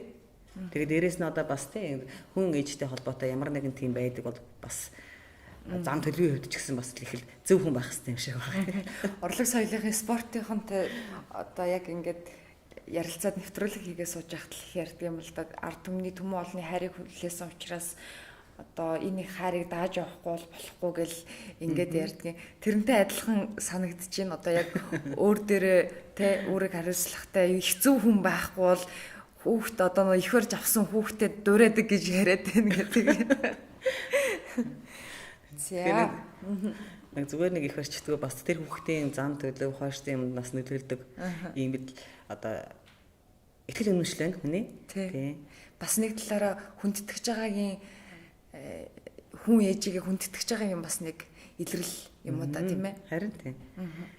Таны ээж Монгол улсын гавьяат багш, багангийн багш байсан гэж. За миний ээжийг Дэмбэрлийн булга гэж хүн байдаг. Манай ээж амьдралынхаа ажлын гарааг 10 хурууны бичээчээр хийж ирсэн. Гэхдээ тэр нь бол боловсролын яаманд бичээчээр ажиллаж ирсэн. Нийтдээ боловсролын яаманд 42 жил ажилласан. Сайхан буурав. Тэгээд ээжийн маань бүх амьдрал боловсролын системтэй холбоотой. Багангийн багш. Тэгээд ээж маань 11 удаагийн анги төгсгсөн. Тэгэхээр багангийн багш гэдэг бол яг л хүүхдийн эмч бас хэцүү мөр ажил гэж би боддгийн. Нөгөө хүн хүүхд бол зовир хэлж чаддаггүй шүү дээ. Тэгэхээр зовир хэлээгүй хүнийг оншилно гэдэг хүүхдийн эмчийн хувьд бол хэцүү байдаг. Багангийн багшууд яг хөө юу ч мэдэхгүй цав цагаан цаасан дээр тэр хүн ямар бэхээр ямар юутай хэлбэр дүрстэй юм хүүхдийг сургаж чадна. Тэр хүүхдийн амьдралын боловсролынхын суур төлөвшил байдаг. Тэгэхээр тэр хүүхдийг зөв хүн болгох гэдэг бол багангийн багшийн хувьд бол асар их нөгөө хариуцлага байдаг. Нөгөөтэйгөр яг хөө гэхээр нөгөө том хүн бол 1-2 хэлүүлээд юм сурдаг бол ахлах юм гэдэг. Багангийн хүүхэд бол их олон уйггүй хөлмөр тий зааж өгчээ тэрийг сургадаг. Тэгэхээр би бас боддгийн ээж аав маань насаараа хийсэн хүүхдийн төлөө ажиллавал нэг талаасаа бас яг тухайн самбартаа бол нэлээд хүн төлбөрт нь ажил байдаг байж. Гэхдээ ээж маань 42 жил багангийн багшийг хийхдээ тэр шав болгоныг яг өөрийнхөө хүүхд шиг халамж алсардаг. Тийм багш байсан. Одоо миний бага насны дурсамж яг хөө манай ээж ажилдаа явна. Ажлаасаа ирэхдээ гэрийн даалгавраа хийгээгүй. Хоцорж байгаа хүмүүсээ гэртээ дагуулж ирдэг. Гэртээ авчирхаар гар хурууг нь угаа жоохон амраас тоглуулж агаад давтлагыг хийлгдэг. Цай уулгадаг. Тэгээд цайг нь уулгачаад давтлагыг хийлгдэг. Тэгээд тэр хүүхэд хичээ хичээлээд хийж дуусна. Тэр үед нь гэрлүүн явуулдаг. Одоогийнхоор бол нөгөө нэг өдөр хөнжүүлэх шиг. Гэхдээ тэгээ өөр айгүй олон ажилтай мөртөө тэр үе чи одоо бас нэлийн олон хүүхдтэй байсан юм шиг байна. Заримдаа 7-8 хүүхдтэй авчирсан л байдаг. Заримдаа 10 хүүхдтэй авчирсан л байдаг. Тэгээд ингээд тэр хүүхэд болгонтой ганцааржилж хүүхдүүдийг хоцрогдолгүй сургадаг. Заримыг нь бол бүр ингээд юм тоглоулаад суулгадаг байсан юм манай ээж. Одоо бодохноо би сүйд ярьж яхна энэ хүүхэд сууд сурахгүй байсан юм аа. Тэгэхээр сонирхолтой юмыг нь хийлгээд сууд сургаж байгаа юм гэж. Тэгэхээр зөвхөн ганц тийм А, Б үсэг заахаасаа илүү тэр хүүхдэд те сууд сургана, гэрийн даадгавраа заавал хийх ёстой гэдэг ойлголтыг өргөдөг. Би заавал энийг сурах ёстой энэ гэдэг их олон ямиг зэрэг өгдөг ийм сайхан мэрэгжил. Тэгээд ээж маань 2005 онд Монгол улсын гавьяат багш гэдэг Төв аймагта тухайн үедээ хоёрхан багангийн гавьяат багш байсан. Тэрний нэг нь миний ээж. Талархал нэвтрүүлгийн баг хамт олон танд нэгэн яриаг үзүүлэхээр бэлдсэн байгаа. Хоёулаа дэлгэцрээ анхаарал хандуулъя. За. За миний хувьд Төв аймгийн 100 мод хотын 10 жилийн 1-р дан сургуулийн орос хэлний багшаар ажиллаж байлаа. Тэгээд 1993 онд орос хэлний гүнзгийрүүлсэн сургалтад 10-ын Г гэдэг ангийнхан багшийн хувьд одоо дааж аваад төгсөж байсан. Тэгээ энэ анги маань бол 93 онд тухайн одоо Төв аймгийн хэмжээнд одоо хамгийн шилдэг сурлагатай, урлаг, спортын өндөр одоо авиастай ийм хүүхдүүдийг нэг ангид одоо нэгтгэсэн тийм одоо их шилдэг сайн анги байсан. Одоо манай хүүхдүүд маань тэр үед нийтдээ 26 хүүхэд төгснөөс 22 хүүхэд нь тэр 93 онд ирж исэн гадаад дотоодын одоо ихтэй сургуулиуд ялангуяа хэлний мэрэгжлийн ангиудыг одоо бүгдийн манай ангийн хүүхдүүд маань шавнар маань авчихсан. Тэгээ энэ ангид маань Эрдэнэ сувд гээд одоо охин суралцаа төгссөн. Эрдэнэ сувд маань бол одоо манай аймгийнхан тэр үед бол бүгд л мэддэг Дэрэм эмч Булга багш гэдэг энэ хоёр хүний охин. Тэгээ манай Эрдэнэ сувд маань одоо их тийм дайчин их иршүүд зантай. Тэгээд найз нөхдөд их хэвсэг. Тэгээд нөхдөйгээ байнга юм сайн сайхны юмд ер нь дандаа үлгэрлэж манлайлж яадаг. Охтуудтай ч тэр хөвгүүдтэй ч тэр ер нь хөвгүүд олон эрэгтэй хүүдүүдтэй их найзалдаг. Тийм шулуун шудраг зантай хэлийг гэснээр ер нь шуудхан хэлцдэг тийм охин байсан. Одоо ч гэсэн тэр зан аашны яг л хэвээрээ ингээд байж байгаа харагддаг, ажиглагддаг. Сурлагын хувьд бол 10 дугаар ангийн онд сайн гэсэн дүнтэй төгсөж исэн. Тэр үед хүүхдүүдийг бас сахилга хотын дүнгийн байнга тавьдаг байсан. Эрдэнэ сувдын маань хувьд бол үлгэр жишээш гэдэг дүнг байнга сахилга хотын тал дээр авдаг байсан. Дээрээс нь ер нь найз нөхөдтэй их тусрахаг тэг хүнийг одоо нэг алагчилж үздэггүй дээшээ доошоо сайн энэ муу гэдэг тийм юм байдаггүй. Ер нь хинтэл бол хинтэй тийм одоо харцдаг илэн далангүй өөрөө тийм их нээлттэй хүүхдээсэн. Тэгээд миний санаж байгаа одоо тэр 2 жил дараалал 9 дугаар анги 10 дугаар ангид октябрь сангийн аж ахуйг тэр үед байсан. Сангийн аж ахуйд манай хүүхдүүд ингээд намрын ажилд явдаг. Тэгээд тэр ажилд яваад бас тэрэнд ингээд оролцож байгааг харахад бол ажил төрөлд аюу сайн тийм хөдөлмөрч тийм зан чанартай. Тэг залхуураад хойрогшоод хоошоо суугаад байдаг тийм зан ерөөсөй байхгүй юм хүүхдээсэн. Тэгээ Эрдэнэ сувд маань бол бас бусдыгаа бас их үлгэрлэж дуурайлал болж ингэж явж чаддаг. Одоо өнөөдрийг хүртэл ингээд хамт олон дотроо бас шилтгэн тэргүүнийх нь болоод ингээд ажиллаж амьдраад явж байгаа. Тэгээ би Эрдэнэ сувдаараа бас айгүйх бахархаж байдаг. Ийм л шав байна да. За бид бүхэн бэлтгэсэн яриагаа танд хүргэлээ. Таны 10 жилийн ангийн багш ярьлаа сая. Манай би нөгөө 8-аас 10 дахь ангид орслны гүнзгийд сурч байсан. Тэгээд манай ангийн багш Чимгээ гээд багшаараа ажиллаж агаад тэгээд сүүлд нь Төв аймгийн засаг даргын тамирын газрын гадаад харилцаа хариуцдаг ажил хийж байгаа. Одоо өндөрлөснийхэн тэтгүүртээ суудсан сайхан багш маань байгаа. Одоо зарим хүн харахаараа багш нь юм уу танай ангийн хүүхэд юм уу гэж андуумар тийм сайхан багш вэ. Тэгээд би тэр хүн хэлжсэн нөгөө 100 модод би дандаа сайхан шилдэг сургуулиудад шилдэг багш нараар заалгаж байсан гэдэг. Манай Чимгээ багш бол нөгөө бид нартай яг үеийн юм шиг ярьдаг. Тэгэхээр нөгөө багш хүн чинь болохоор дээд доороос ингээд зааг гарчхаар нэг хэлийг хэсэгөө хэлж чаддаггүй эсвэл айж имээдэг нэг тийм үе байдаг штэ. Бид нар бол манай ангийнхан бол Чимгээ багштайгаа яг үеийн юм шиг ярьдаг. Нөгөө эмэгтэй хүүхдүүдийн бас нэг ярих юм байдаг штэ. Бараг ээж аав ихчтэйгээ ярьдаг байсан юм аа бид нар багштайгаа ярьдаг байсан тийм сайхан багш. Тэ эмчээр ажиллахын тулд би 8 жил сурсан хүн. Тэгээд Төв аймагт их барихын тасгийн хэлчээр ажиллаж байхдаа би эрүүл мэндийн яамд төрийн албаагчийн шалгалт өгсөн. Тэгээд төрийн албаагчийн шалгалт өгчөөд тэнцсэн. Тэгээд би тэнцсэн хэрнээ би ажилдаа орч чадахгүй байж итэл надад хөдөлмөр нийгмийн хамгааллын яамд суцаар ирдэг. Чи эрүүл мэндийн төрийн албаны нөөцөнд орсон хүн байна. Манай дээр ирж ингээд ярилцлаганд ороо гэд. Тэгсэн чинь би чинь бодохноо нөгөө эрэмч эмчи эрүүл мэндийн яамд ажиллана гэж бодож байгаа шүү дээ. Тэгээ ингээд нийгмийн хамгааллын яамд очиод эхэндээ бол их гайхсан нөгөө тухайн үед бол нийгмийн хамгааллын яамд хөдөлмөр нийгмийн хамгааллын яамд ямар асуудал хариуцах юм бэ гэв. Тэгсэн чинь тухайн яамд эрүүл мэндийн даатгалын асуудал хариуцсан мэрэгчлэлтний ажлын байр шинээр бий болоод эрүүл мэндийн яамны нөөцөнд байсан хүнийг авахар ярилцлаганд өрсөн байдаг. Тэгээ би одоо тухайн үед За яг эрүүл мэндийн даатгал гэхээр чи мэдээж миний мэддэг юм. Дээрээс нь хөгжлийн бэрхшээлтэй иргэдийн асуудал буюу группийн асуудал гэж одооны бидний ярьдгаар тэр асуудыг хариуцахаар анх тэр яамд очичоод тэгээ би нөгөө эрүүл мэндийн яам гэсэн бол манай намайг шууд тий мэрэгчлээ сайдад ажил гэхээсэн баг л да. Хөдөлмөр нийгмийн хамгааллын яам гэсэн чинь маань ингээд надад хариу өгдөггүй. Би эхний ярилцлаганд ороод тэнцчихсэн. Тэгээ намайг дараа нь хоёр дахь ярилцлаганд ирээрээ гээд тэгээ одоо яг эхэндээ бол нөгөө юу ч яахаа мэдэхгүй очичоод тэнцсэн юм чинь. Тэгээ аав дээрээ аав би ингээд одоо яамд ажилд орох боломж гарч байгаа юм байна надад. Тэгээ ингээд 2 3 ярилцлаганд ороод би ганцаараа тэнцсэн байна. Тэгээ хоёр дахь шатны ярилцлаганд ор гэж байна намайг гээд. Тэгээ маргааш өглөө 9 цагт би очих хэрэгтэй гэд аав дайсан чи аамаа дуурдгоо. Тэгэхээр за аамаа дургуйгаа юм чинь одоо намайг багаас маань лимж бол гэсэн тий эмчийнхаа мэрэгжлийг орох гэж байгаа юм чинь гээд. За тэгээд тиймэрхүү юм болж байгаад аамаа маргааш өглөө нэг чимээгүй гэж босч ирсэн ээ. Чи хот руу яваагүй мó гэ. Тэгэхээр би таны дуурахгүй хаан дургуйгаан байна гэж бодсон ш гэсэн чинь. Гэхдээ одоо тэгээд чи өөр хөвчөөр орч чаддаг юм бол тэгээд ороод хийж тэр ажлыг хийж чадна гэж бодож байгаа бол хийхгүй юу гэ. Тэр бол миний 2005 оны 1 сарын 3 байсан. Би тэгээд тэр өдөр 2 дахь ястганд ороод 4-нд би нийгмийн хамгаалалт хөдөлмөр нийгмийн хамгааллын яамд ажиллаж. Тэгээд би үндсэндээ энэ салбарт би 12 жил нийгмийн хамгааллын салбарт ажилласан. Эрүүл мэндийн салбарт би тий 6 жил сураад би 7 жил ажилласан бол би нийгмийн хамгааллын салбарт би өнөөдөр 12 жил ажилласан.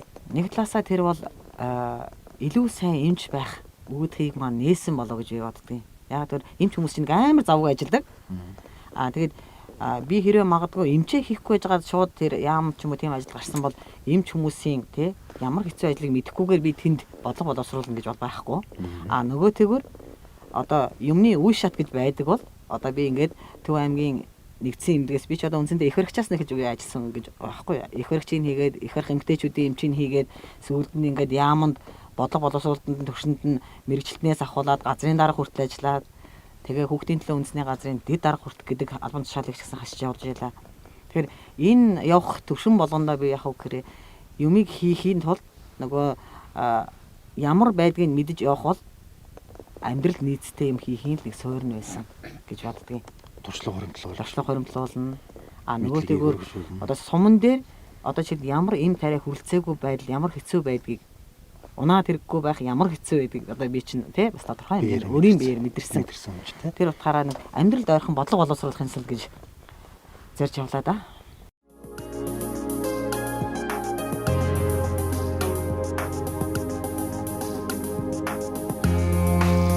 Эсгийн үнэг хаажлах эцэг дээдсийн зараалаар эвийлэн инхрилж бүэлэх эжээ тэнгэрийн заацаар хос бомбонд саамчрах сүн замыг дагаад хонх дойбор бойтгны майг мөр датуулахаар хорвоотой золож орчлон онож ирэхэд минь хоёр алган дэрэн сэтгэлэн дэвсэж тоссон хүмүүний дээд ачтан минь хүй цөвлсөн эжээ минь амьдрал хайрын аз жаргалын хаалга дэлгэж ачтмын та хичнээн хүмүүнийг тоссон бол доо.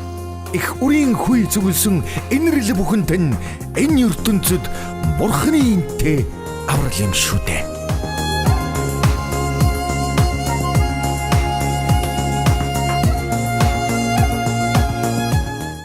Үргэлжлүүлэн хилээд дэлгэц рүү дахиад нэг анхаарлаа хандуулъя. За. За 1993 оныг 1-р сургуулийн 11 ангийг манай ангийн хамт олон маш их хамтайлалтаар төгсөжсэн. Одоо энэ дундаас манай ангийн эрдэнэ суудад анхаарал сургууль төгсөөд их баригч эмчийн мэрэгчлэр одоо ажиллаж байх хугацаанд нь бол маш олон эмэгтэйчүүд ээжүүдийн одоо хайр хүндэтгэлийг хүлээсэн тийм сайхан эмч гэдэг алдартай мэрэгжлийг сонгоод явагдагт нь одоо ангийн хамт олонны зүгээс маш их бахархдаг. Эрдэнэ суудын ээж бол булга багш, аав нь бол дэрэм эмч гэж одоо манай Төв аймагта хүмүүсийн мэддэг их мундаг алдартай хүмүүс байгаа. Энэ хүмүүсийн гэр бүлд одоо өсөж хүмүүсийн одоо уг боснороо бас миний найз бол хичээл зүтгэлтэй хатаа найз нөхдөдөө их тусархад одоо сэтгэлээсээ байнга харьцаж явдаг байгаа. Тэгээд оюутан болоод ангаах хооны нэгжийн мэрэгчл эзэмшсэн.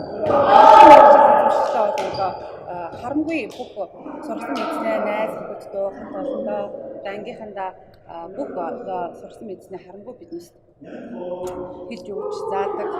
Одоо янз бүрийн одоо юм болоход шууд судаалгаа уцацдаг. Одоо яах вэ юу одоо эмнэлэгтэй холбоотой, эрүүл мэндтэй холбоотой одоо манай анги одоо найз нөхдүүдийн одоо хамгаал асуудлыг одоо дааж явдаг. Бүхэн найз Эрдэнэ сууд чамдаа эрүүл мэндийн их том албыг өндөрт өргөж явдагт нь анги хамтлагийнхаа манлай болж явдагт чамдаа талархаж байна. За эрхэм найзуудынх нь яриаг танд хүргэлээ. 10 жилдээ очсон юм шиг сайхан эдрэмж төрж байна. Яг тэр манай ангийнхан тийм цаанаасаа нэг тийм айгу илгэмсэг айгу дотн хүмүүс. Бид чи оюутны байранд оюутан болчиход оюутны байранд амьдардаг байхад оюутны байранд 7 хоног болгон цугладаг. Тэгэл одоо тэр яав ийм гээл одоо миний цээжинд бол манай ангийнхны 26 хүүхдийн өөрөх нь болоод хүүхэд аав ээжийнх нь эрүүл мэндийн түүх бол надад одоо миний цээжинд байна. Яг тэгэхээр нөгөө түргэн дуутахаас өмнө төрүүлж ярьдаг. Тэгээ одоо манайхан бол яасан гэхээр ярьсараа сурцсан. Одоо инглээ гэвэл ингээд гэж нөгөө чиглэл авахгүй бол ер нь бол багийн юмд хөдөлгөөн хэлсэн. Нэг тийм л сайхан миний аав шиг, миний найз ах дүү шиг тийм сайхан ангийнхан маань байдгийг. Тэгээд ингээд сая ярьж байгаа ингээд сонсож хахад нөгөө хүн чинь гэрийн даалгавраа хийх гээд хийж чадахгүй тий тэрийг нь би зарим үедээ хийдэг байлаа. Одоо манай ангийнхан чинь нэг Оросны гүнзгий болохоор шугам зураг гэдэг хичээл их төвхтэй байдаг байсан. Тэгээ би ангийнхныхаа 10 хүүхдийн юм уу 11 хүүхдийн шугам зургийн хичээл гэрийн даалгаврыг хийдэг байлаа. Тэгээ олон дахин зураад ахаар ингээд залхуутаа санагдаад тэгэхээр нь сүүлдээ ингээд голтгоороо хатгаж жагаад цэг тавьж жагаад холбоо зурчдаг ямаасаа манай шугам зургийн багш Эрдэнэ суудаа чи улам л залхуу болоод байгаа юм аа. Бүр багш бүр мэддэг болсон. Нөгөө бид хоёр ингэж сууж байгаад нэг математикийн нэг шалгалт малгалтын дээр нэг ангийнхныгаа нэг юу яа шигэ зөөдөг нэг байлаа шүү дээ. Нөгөө би чи нэг ийм урт өстэй. Тэгээ нэг өсөө ингэж нугалцдаг. Тэгээ ямар сайндаад би аав вариантыг нь бодож өснийхаа завсар нөгөө шипигээ хийгээд хойш нь шидэхээр манай 11-ийнх нь аав хуулдаг. Чи хойш нь би вариантаа явуулдаг. Тэгсэн чинь тэр чи одоо хэдэн оны шалгалт хэлээд их олон жил явуулсан юм уу? 10 дугаар анги лөө 9 дугаар ангийн математик шалгалт хэлээ. Би ингээд төвшин тогтоох шалгалт. Төвшин тогтоох шалгалт. Нэг шипигээ игээл ингээд хойш нь өсөж чолгочоод ингээд харсан чинь 4-ийн тоо тавих гэж байгаа. Нэг 1-ийн тоо тавьчихсан. Ээ хүүдий гэж байгаа буцаагаал нөгөө нэг тоогоо засаад хойш нь явуулсан чинь нэгнээрээ дүүрэн нэг тооны засвартай шалгалтанд нэг орж иж илээ. Тэгээд багштай баригдаад. Тийм. Тийм би багш чамд онц тавиад арын хөвгтөнд 4 тавиад тэрний арихт нөгөөд нь 3 явуулсан байдаг тийм. Тэрний үр чинь манай гिचэн Орос улсны гүнзгий тоондоо жоохон тааруу анги байсан л та. Тэгээд бас урлаг спорт авьяастай нэлээ хөдөлгөөнтэй анги байсан. Тэгээд би багш маань бид хэдийг дандаа захиндаг тийм. Тэгээд тэрний хүчинд манай ямар ч байсан тооны шалгалтын дээр 9 онц бусд нь сайн ганц 3-г төгсөж исэн. Тэгээ нөгөө аргаал хэрэгэлсэн. Нөгөө бодцоод өснөндийнхаа завсар ингээ авчуулаад ингээл шидэнгууд ардталт нь их сайн хуулдаг, хурдан уулдаг хүмүүс суудсан. Хулаал дараагийн хойш ингээл дамжуулаад тэгээ нэг ангийнхныгаа аварч исэн. Дүрслэх урлагийн юм бол одоо тэгээ цонхон дээр гэрэлтүүлэл зураал тий хэдэн минийхээ хуулаад явдаг гэсэн. Тэгэхээр нөгөө тэр бүч болгон бид нарыг ингээд найз нөхөд баг ах дүү шиг юм сайхан болгож исэн. Тэгээ энэ юу хүмүүс бол яг хэрэг насан туршдаа л нөгөө миний найзууд миний дотны хүмүүс байдаг. Таны хань ямар мэрэгчлээ хүн байдаг вэ? Та хоёроос анх яаж танилцчихв? За манай нөхрийг Төмөр гөлгийн хүүхнээ гэдэг Төв аймгийн Сэргэлэн сумын хараа. Бид хоёр 1-р ангид байхдаа танилцж байсан. Оо за нэг ягаад гэхээр бид 10 жил Төв аймгийн 10 жилийн 1-р сургуулийн 1-ийн Б ангид Баасанчив гэдэг багшийн ангид бид нар нэг ангид сурч ирсэн. Тэгээд нэгээс 8 дахь анги хүртлээ хамт сурч хагаад 8 дахь ангиасаа би Оросны гүнзгийд орж ирсэн.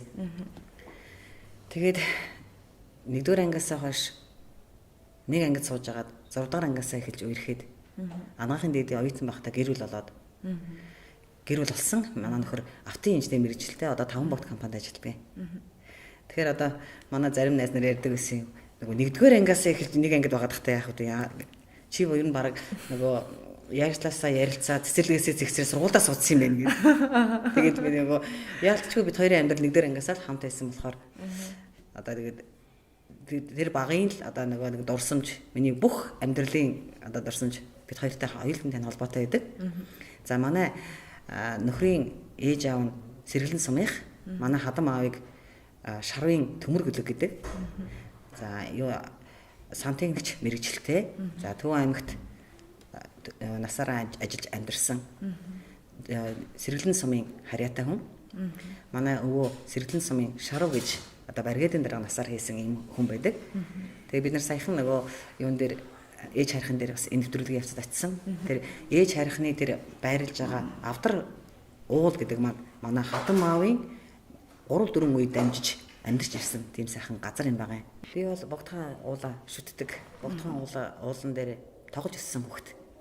Тэгээ намайг багаахад бол уул маань цэлийсэн хаанаасаач хавчигдахааргүй тийм сайхан задгай уул байсан.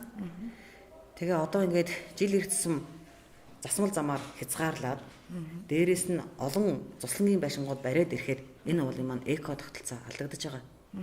Ялангуяа одоо богдхан уул маань бухтай уул гэдгээр алдартай. Тэр ч утгаар нь манай 100 мод сумын одоо бэлэгдэл дээр буг байдгийг. Тэгэхээр одоо жилээс жил ирэх тусам 100 мод богдхан уулд байдаг буг маань багасж байгаа. Цөөрч байгаа. Одоо бол маш цөөхөн болцсон. Намайг баг байхад богдхан уулаас одоо цаад руу буг орж ирдэг. Тэр бугтанд бид нар тоглолдог байсан байхгүй юу? Тийм олон буг байдаг байсан. Одоо бол буг нь аюулгүй цөөрсөн. Энэ яг үгээр буг гэдэг юм чинь цус ойртдог юм тийм гэсэн. Тэгэхээр бүх юм ингээд хязгаарлаад ирэхээр тэр хүний явдаг газар нь хязгаарлаад тэр хүний нөгөө цус ойртдоггүй амтан өөрөө цус ойртох төвшөнд хүрсэн тийм хязгаарлагдмал орчныг бий болгоод байна. Тэгэхээр энэ ууланд байгаа амтан ийм болж байгаа юм чинь тэр уулын маань тэр олон 300-400 ургамал ургадаг хайрхан байхгүй юу? Тэгэхээр эко систем нь тэнцвэртэй байдал адлагдаад эхлүүл энэ нөгөө ургамал нь хүртэл багасаад ирж байгаа байхгүй юу? Тэгэхээр бид хэд одоо ингээд богдхан ууланда алхаад хүмүүс явж илээдэг.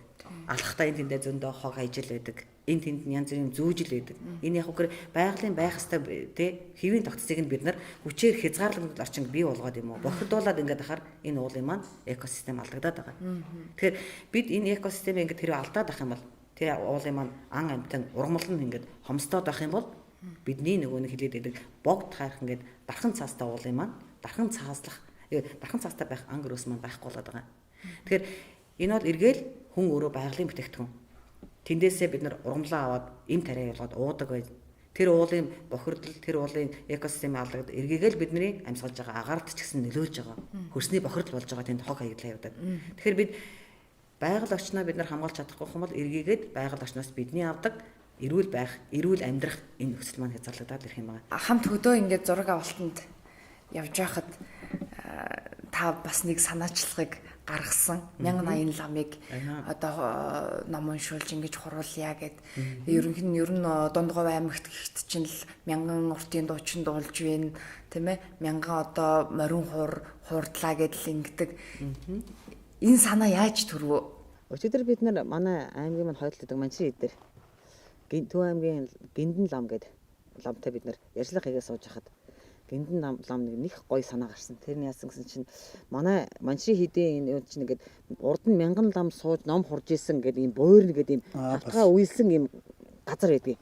Тэр нь бүр ингээд уулын хоёр ингэрээр дамнцсан ийм сайхан буурын талаар ярьж хагаад тэгээд тэр лам маань би энэ буурын дээр 1080 ламыг ингээд суулгуулад ингээд Манчин хийддээ нэг ном хуруулах юмсан гэж одоо их бодож мөрөөдөж явдаг гэж. Тэгээ би тэр ламыг ингээд ярьж хахад миний нүдэнд тэр буурын дээр 1080 хүн суудсан байгаа харагдаад. Дээрээс нь би чинь өөрөө нэг 1000 гаруй хүн ихэрж авцсан хүн. Тэгээ дээрээс нь 1000 гаруй хүн ингээд нэг ном хурна гэж сонсоод би тэрэн дээр их тооны хувьд их бэлгшээлтэй юм. Дээрээс нь миний төрсөн нутагт тэгээд нэг 1080 хүн ном уншаад тэгээ тэр одоо ямар сайхан номын хүч хоримтлагдах бол гэж төсөөлөд тэгээ Гиндэн ламтайгаа тэр сайхан санаачлагыг дэмжиж энэ аюуг нэг төсөл болгоод нэг хэрэгжүүлэхийнсэн гэж бид тэр хайрхан дээр сууж ярьж байхдаа бид ярилцсан. Тэр одоо хэрэгжих юм бол маш сайхан юм болно гэж. Маш сайхан юм болох юм. Тэгээд та хоёр нь одоо энгийн хүний хувьд одоо хэр одоо өсөлтөө юм бэ? Монгол хүний хувьд. Би бол ер нь зохих хэмжээний бол шүтлэгтэй хүн. Ялангуяа би энэ сайхан богд хайрхнаа их шүтдэг. Дээрэс нь өвөг дээдсээс удам дагаж шүтэж ирсэн бурхан содор бас надад өвлөгдөж ирсэн байдгийг. Энэ анх одоо энэ хийд маань бол одоо 1000 гаруй ламтай байсан гэж түүхэндээ байдаг. Тэгээд одоо бол энд маань одоо ерөнхийдөө бол тэгж одоо хурал номын одоо газар бол байдгүй. Одоо ерөнхийдөө л одоо тийм юуны одоо энэх үеинд одоо их л одоо тийм нэг зөөлчний бааз тийм ээ. Тэгээ одоо ингээд хойшлоод одоо энэ манчрын маань хийдэг юм одоо ингээд музей одоо ерөнхийдөө бол музейгээр ажилладаг. Тэгээд одоо би бол одоо лам хор хүнийхээ хувьд бол бодтоо бол энэ сайхан байгаль дэлхийн газар шороо энэ богд уулынхаа ингэрт энэ манчрынхаа одоо хийдэг одоо туурин дээр тийм ээ. Нэг 1000 лам нар ингээд нэг суугаад ч юм уу тий. Нэг өдөр сайхан ингээд хурал ном ураад ингүүл бас нэг сайхан юм болоо гэж би бол одоо боддгийм аа. Тэгээд миний төсөөл нүдэнд бууж яа л да. Одоо энэ сайхан ингээд өмнө лам нарын ном уншиж байсан энэ бөөр 1080 лам энд ном уншаад тэгээд энэ сайхан газар усыг минь номын хүчээр одоо тий ариулаад байх тэр сайхан мөч нүдэнд харагдчихлаа. Тэгэхээр одоо санж явууд бүтдэг. Магадгүй нэг өдөр бид 1080 лам ном хураж ах тэр сайхан өдөр ирнэ гэж итгэж байна. Тэгээд би ч бас энэ ном хуруулах ажлыг зохион байгуулахад нэг чинь бас туслая. Тэгээд энэ сайхан уул усаа бид нэг номын хүчээр одоо тий баясгах тэр сайхан хүчийг хамтдаа хэдүүлээ бүтээнэ гэж итгэж байна.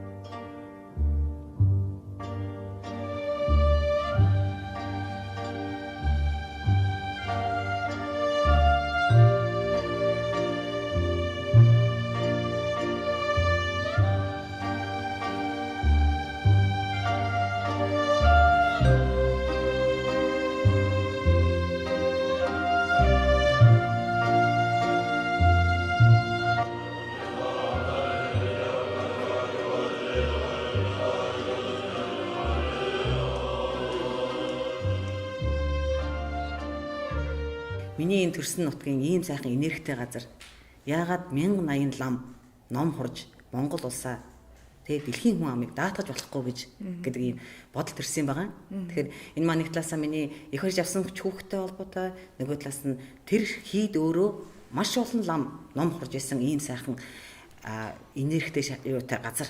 Тэгэхээр 1080 лам тэр ийм уулын ийм шаталцсан юм шиг ингэр дээр суугаад ном уншина гэдэг бол магадгүй 1000 морин хуурч 1000 одоо хичнээн бүх барилцаас илүү их сайхан энерги номын буян хурах болов. Тэгэхээр энэ бол би миний санаа боловч энэ бол яг үхээр би Монголыг биш би дэлхийг тэр 1080-аараа даатахыг гэсэн ийм санаа төрсэн. Тэгээ би болж өгвөл энэ намар ч юм уу тий цаг урин цаг ирэхээр тэгээд төрсөн нутгийнхаа тэр 1000 ламын суурин дээр 1080 лам зэрэг ном хурсан юм сайхан өдрийг ойрхон байгаа гэж бодож байгаа. Чи одоо ингээд төрхийн дуудлагаар одоо дуудлага зэн дээр явж төрөгч бай одоо ямар ч дуудлага ингээд явж шүү дээ. Энэ манай чи 27 сумтай олон сумтай юм чинь. Тэгэхэд одоо бас тийм сонин тохиолдол одоо тийм янз бүрийн байв уу? Сонин тохиол гэхээр би чи яг ерөөдөө төрөх тасгад ажиллаж хахад 26 сум руугаа дуудлагаар явдаг байсан. Дуудлага бол энэ харьцангуй их байсан. Ягаад гэхээр тэр үед эхийн имдэглэл их байсан, гэрийн төрөлт ихтэй байсан. Тэгээ нөгөө нэг эхийн имдэглэлийг бууруулахын тулд гэртэн төрүүлэхгүй гэдэг нэг юм төрүүлэхгүй байхыг зорддог үе байлаа. Тэгээ бид нар ингээд дуудлагаар явна. Ер нь бол бараг л 7 хоногт 3-4 удаа бол дуудлагаар явна шүү. Манай тэр ээж хайрхан гэдэг бол хүүхдгүй байсан хүнийг хүүхдтэй болгодог. Хүүхдэн тогтдгүй хүмүүсийг тогтоож өгдөг. Гэр бүлэн докторгүй хүмүүсийг тогтоодог. Сөсгөлж гуйж чадах юм бол хүссэн болгоныг биелүүлдэг тийм сайхан хайрхан байдгийг. Тэгээ тэр хайрхны их ойрхон газар нэг тийм яг зөв миний ажигласан ажиглалттай. Одоо ингээл хуучин баян цагаан руу явдаг зам дагуу ингээл баян цагаанаас ч юм уу дуудлага ирээл би ч одоо нэг хүн төрхөөс өмнө ингээл яарал явж явах үед яг тэр нэг юуны хадны тэр хавцаа ирээл тэгэл би ч одоо тэр хавд үндсэндээ би 2 удаагийн төрөлтийг би хээр удирдах байсан. Тэгээд зарим тохиолдолд бид нар өөрсдөө очихгүй ч гэсэн дуудлагаар авчирдаг байхгүй хүмүүс төрөх гэж байгаа ээжүүдээ. Тэгсэн чинь бас иржсэн ээж маань за ингээд бид чинь гарахаас өмнө ингээл те өвчин намдаах те одоо нөгөө тайвшруулах юмыг хийж ягаад одоо тулцсан үед бас зарим үед өвдөлтийг түр намдааж ягаад төр хөрөө хүртэл авчирдаг байхгүй. Тэгэхээр яг сайхан ингээл тогтоол явж исэн хүмүүс чинь тэнд ирээд төрчлөө гэв. Тэгээд нэг тийм тэр газар бол нэг тийм одоо миний одоо тий ажигласнаар бол тийм хүүхэд хүлээж авдаг. Одоо хүүхдийг одоо яадаг тийм одоо шил усны гарууд удчих юм бол хүүхэд одоо бүтгэх юм уу ямар нэгэн хүндэл гарна шүү дээ. Тэгэхээр магадгүй тийм юмнаас нь сэргийлж чадсан нэг тийм сайхан энергитэй газар байдаг болоо. Тэгээ би над дээр бол 3 удаа тохиолдож ирсэн. Хожим бас нэг хүнээс би бас тэгж сонсч ирсэн. Тэгэхээр би 3-аас 4 тохиолдол яг миний бодит амьдрал дээр тохиолдож ирсэн. Тэгэхээр нутгийн энерги гэдэг юм бол бас байдаг юм болов уу? Ялангуяа одоо тэр одоо ээж хайрхан гэдэг бол хүний шиг биш л шүү дээ. Тэгэхээр тэр нутаг дээр тийм үйл явдал тохиолдоод байна гэдэг бол ямар ч юм тийм уялдаа байдаг болоо гэж боддог.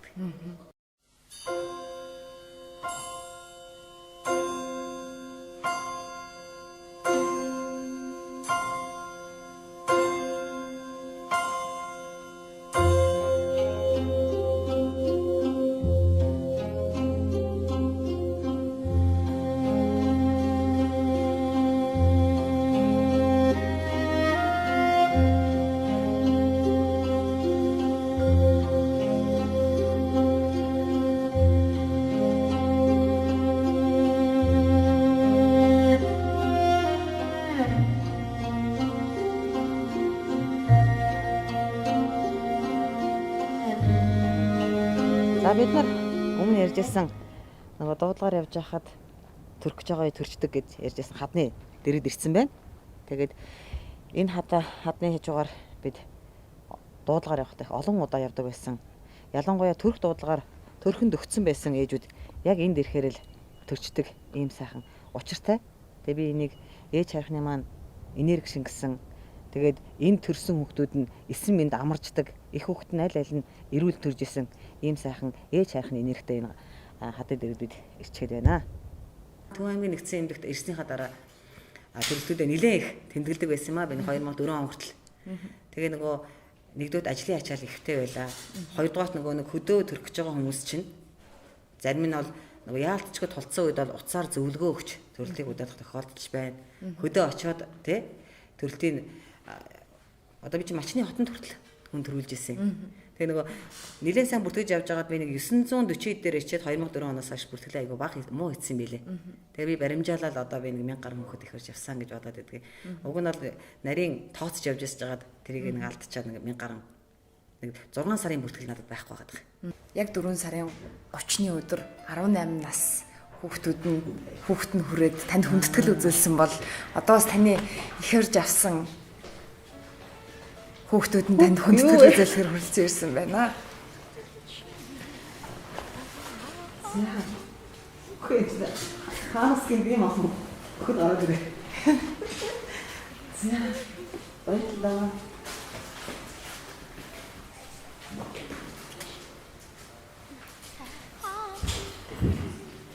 За сайн байна уу? За сайн байна уу? Сайн байна. Оо энэ ч одоо юу болоод байна вэ?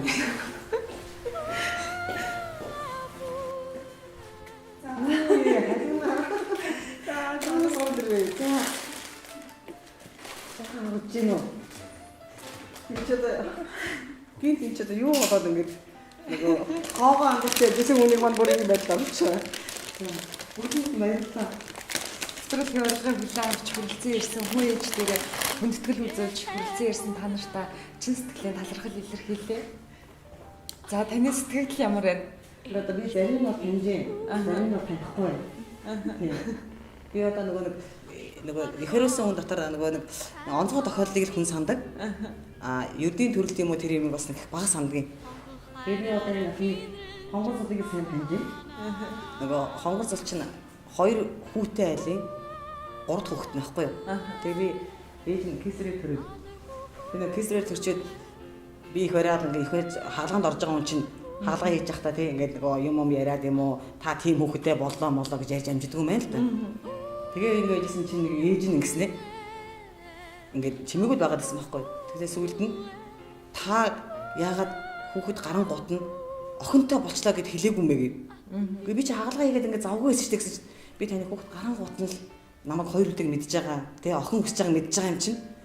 охинтой болоо гэж гаран гууд нь хэлэх байх гэж хүлээгээдсэн чи хүлээгээдсэн та хэлдэг вэ? Нөгөө хүүхэд нь уйлдаг вэ? Тэгээ би ямар сандаас тэр нэг 5-6 секунд надад нэг юм амар урт үе шиг санагдсан гэд. Би ямар сандаа одоо тэг хүүхэд чинь эрүүл одоо танд хүйсний ямар хамаатай гэсэн чи хүүхэд эрүүл гарчгаар хүн чинь хүйсийг нь мэдэх гээд байдаг юм байна шүү дээ. Би тэрнээс хойш төрөнгүүд нь тийм хүүхэдтэй боллоо гэж хэлж сурсан юм байна. Зугуухан мандах саран тэнгэрийн хээлэнд торголцсон зураг ухаар шиг үлшээр ямархан болзоонд саатлаада зуугуул адуу шиг дэргээд өнгөрөх өдрүүдэд зул шиг сэтгэлд ижигэм би хэдийдэн дурсавда мөргөлцөн дуугаан дуулсаар дэвэн дэвх мөнгөн сардагт хутагтын дээд ариухан цастаа янагш үргэлжлэлбэрэх эвийнхэн хонгор ижигмэн яная гөрөөс дорны гэгэн судраар адислаач ансаг тунамлуудад алтранхан гэлбэлзах тэнгэрийн дор амраг хайрын шүүдрийг би алихан зүрхэнд буулгавда харин шууд шиг өдрүүд тогтож өглгүй нисэх бүрт хайлан эрдэнт ижигэм би хэдийдэн дурсавда зүргөрөөс цэцгэн жүнзээр шүүдэр балгах зүүднийлээ цагаан орны их шигт ханган охин тэнгэрээ хөгрөнхөн орчиж эргэлдэх ягуухан цэнхэр орчлондол хөөрхийн хонгор ээжэд минь мөнхийн аршаан бомблаач гэж. За бүгдээ баярлалаа. Хэдүүдээ бөөнөрөө зүрх авах.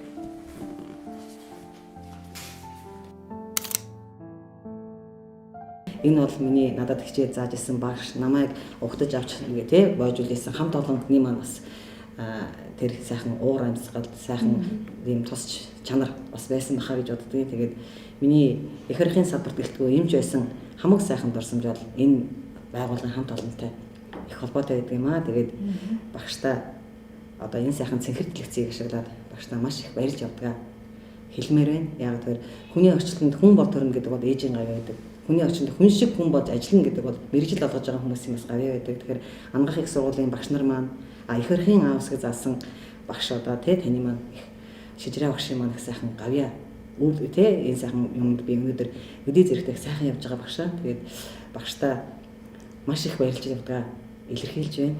Багштай болонгоо илэрхийлсэн маш их баярлж явдаг шүү багшаа. Юу гэсэн юм бэ? Таны их барьж авсан хүүхдүүдийг тантай одоо талархал нэвтрүүлэгт уулзууллаа. Тэгээ одоо бас таны эрхэм дотны хайртай найз танд бас хүндэтгэл үзүүлэхээр студид маань хүрэлцэн ирсэн байна. Бас ахаад уу? Бас ахаад хүрэлцэн ирсэн. Ямар сайн. За хоёлаа найзаараа. Үүшээ. Гүйж хаанаас гараад ирдэг юм бэ? За ингэ найздаа. За сайн уу? Амжилт хүсээд Монгол байгаа мó? байлгүй яах вэ? За. За. Өнөөдөр чинь энэ урилгын плавч хүрэлцэн баярлалаа. Таныг энэ цанхыг орж байна. Ямар сонин ойр дуулзаагүй хүмүүстэйгээ уулзж байна би ч одоо. Таны хамгийн эрхэм дотны хайртай найзыг гээд бид бүхэн бас холбоо тогтоогоод нэвтрүүлэгт оролцож байна. Талархал илэрхийлж найзтайгаа уулзаач гэж ингэж нэвтрүүлэгтээ урьсан байгаа. Та хоёр маань Австралид хамт байсан, хамт сурч байсан гэж ингэж сонссон. Тэгэлгүй яах вэ? Би чинь 2009 онд хөдөлмөр нийгмийн хамгааллын яамд ажиллаж байхдаа Австралийн засгийн газрын тэтгэлэгт шалгалт өгөх тэнцээ. Тэгээ бид нэг 9 сар хэлний курс сурч байсан тэр үед айлцсан оноогоо гүйцэх гээд. Тэгээ тэр хэлний курст манай оюунаа маань бид хоёр цог сууж исэн. Манай оюунаа чи тэр үед Монгол Улсын их сургуулийн багш. Тэгээ бид 9 сар англи хэлний курс цог сураад тэгээ сургуулаа сонгоод явах болсон чинь бид хоёр хоёулаа Австралийн Мельбурн хотод нэг хотод сургууль сурах.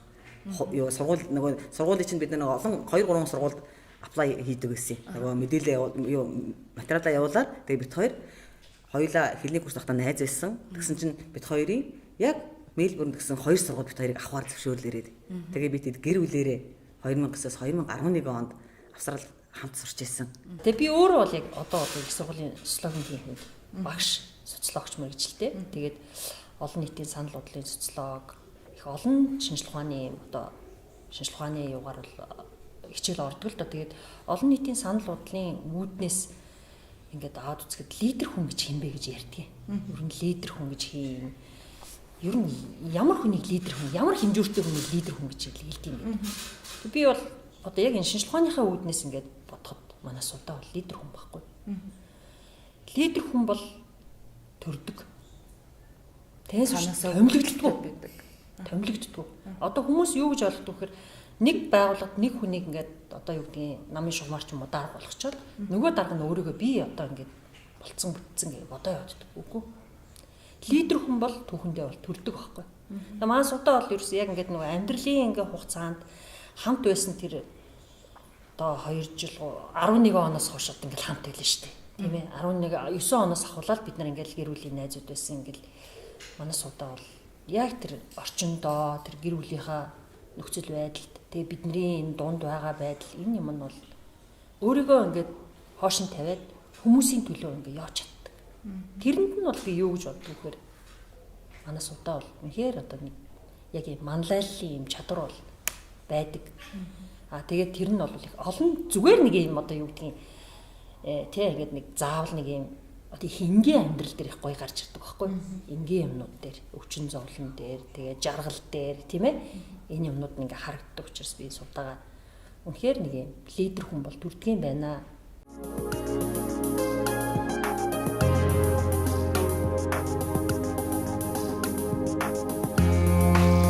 Эсгийн үнэг хаажлах эцэг дээдсийн зараалаар эвийлэн инхрилж бүэлэх эжээ тэнгэрийн заацаар хос бомбонд саамчрах сүн замыг дагаад хонх дойбор бойтгны майг мөр датуулахаар хорвоотой золож орчлон онож ирэхэд минь хоёр алган дэрэн сэтгэлэн дэвсэж тоссон хүмүүний дээд ачтан минь хүй цөвлсөн ижи минь амьдрал хайрын аз жаргалын хаалга дэлгэж ачтан минь та хичнээн хүмүүнийг тоссон бол доо их үрийн хүй цөвлсөн энэрл бүхэнтэй энэ ертөнцид бурхны интэй аврал юм шүү дээ.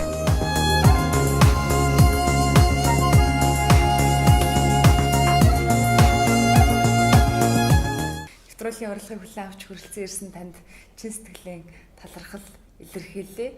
За мөн Эрдэнэ сувд танд нэвтрүүлгийн баг хамт олонны өмнөөс цэнгэрлэгцээ үзэн сууж байгаа үзэгчдийнхээ өмнөөс чин сэтгэлийн бас халуун талархлыг танд илэрхийлж байна. Тэгээд нэвтрүүлэгтэйгээ хамтран ажилладаг байгууллагын бэлгийг бас танд гардуулан өгье. Божс гэд манай үндэсний үйлдвэрлэгч компани байдаг. Божсын хамт олон танаас бүтээгдэхүүнийхээ дээжээс ирүүлсэнийг уламжлая. Баярлалаа. Ямар гоё. Кондишн гэдэг элэг хамгаалах бэлтгэлийг Солонгос улсаас оруулж ирж байгаа газар танд бас талархал дэвшүүлж бэлэг ирүүлсэнийг танаас уламжлая. Оо баярлалаа. Ямар их бэлэг вэ? За ингээд өнөөдөр Малчин телевизийн талархал нэвтрүүлэгт ороод өөрийн ирэхгүй талархах сэтгэл төрж байна. Өөр ирэхгүй бас омогших, баярлж байна. Яг тэгэхээр хүнийг баярлуулах өөрөө сайхан байдаг. Танаа нэвтрүүлэг бас олон хүнийг баярлуулдаг юм байна.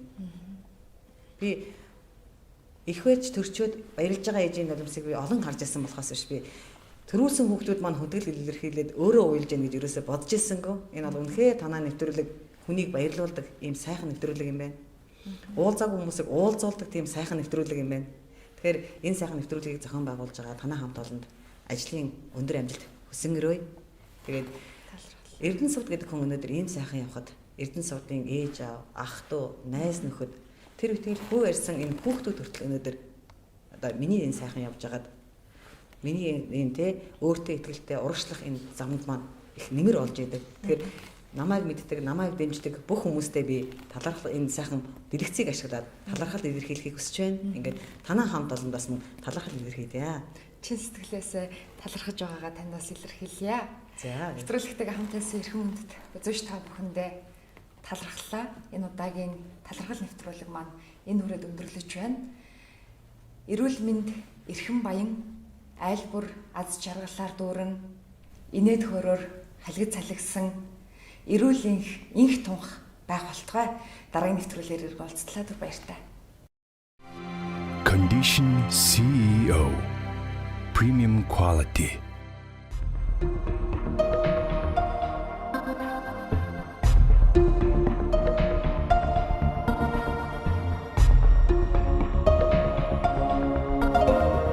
Монгол эх орныхоо онгон байгалийн зэрлэг цэцэгсийн шимээр өрн дорны дэвшилтэт технологиг хослуулан үлэмж төгөлдөр бүсгүй танд зориулан бүтээв. Талын цэцэгсээс таны арьсанд Boys Brand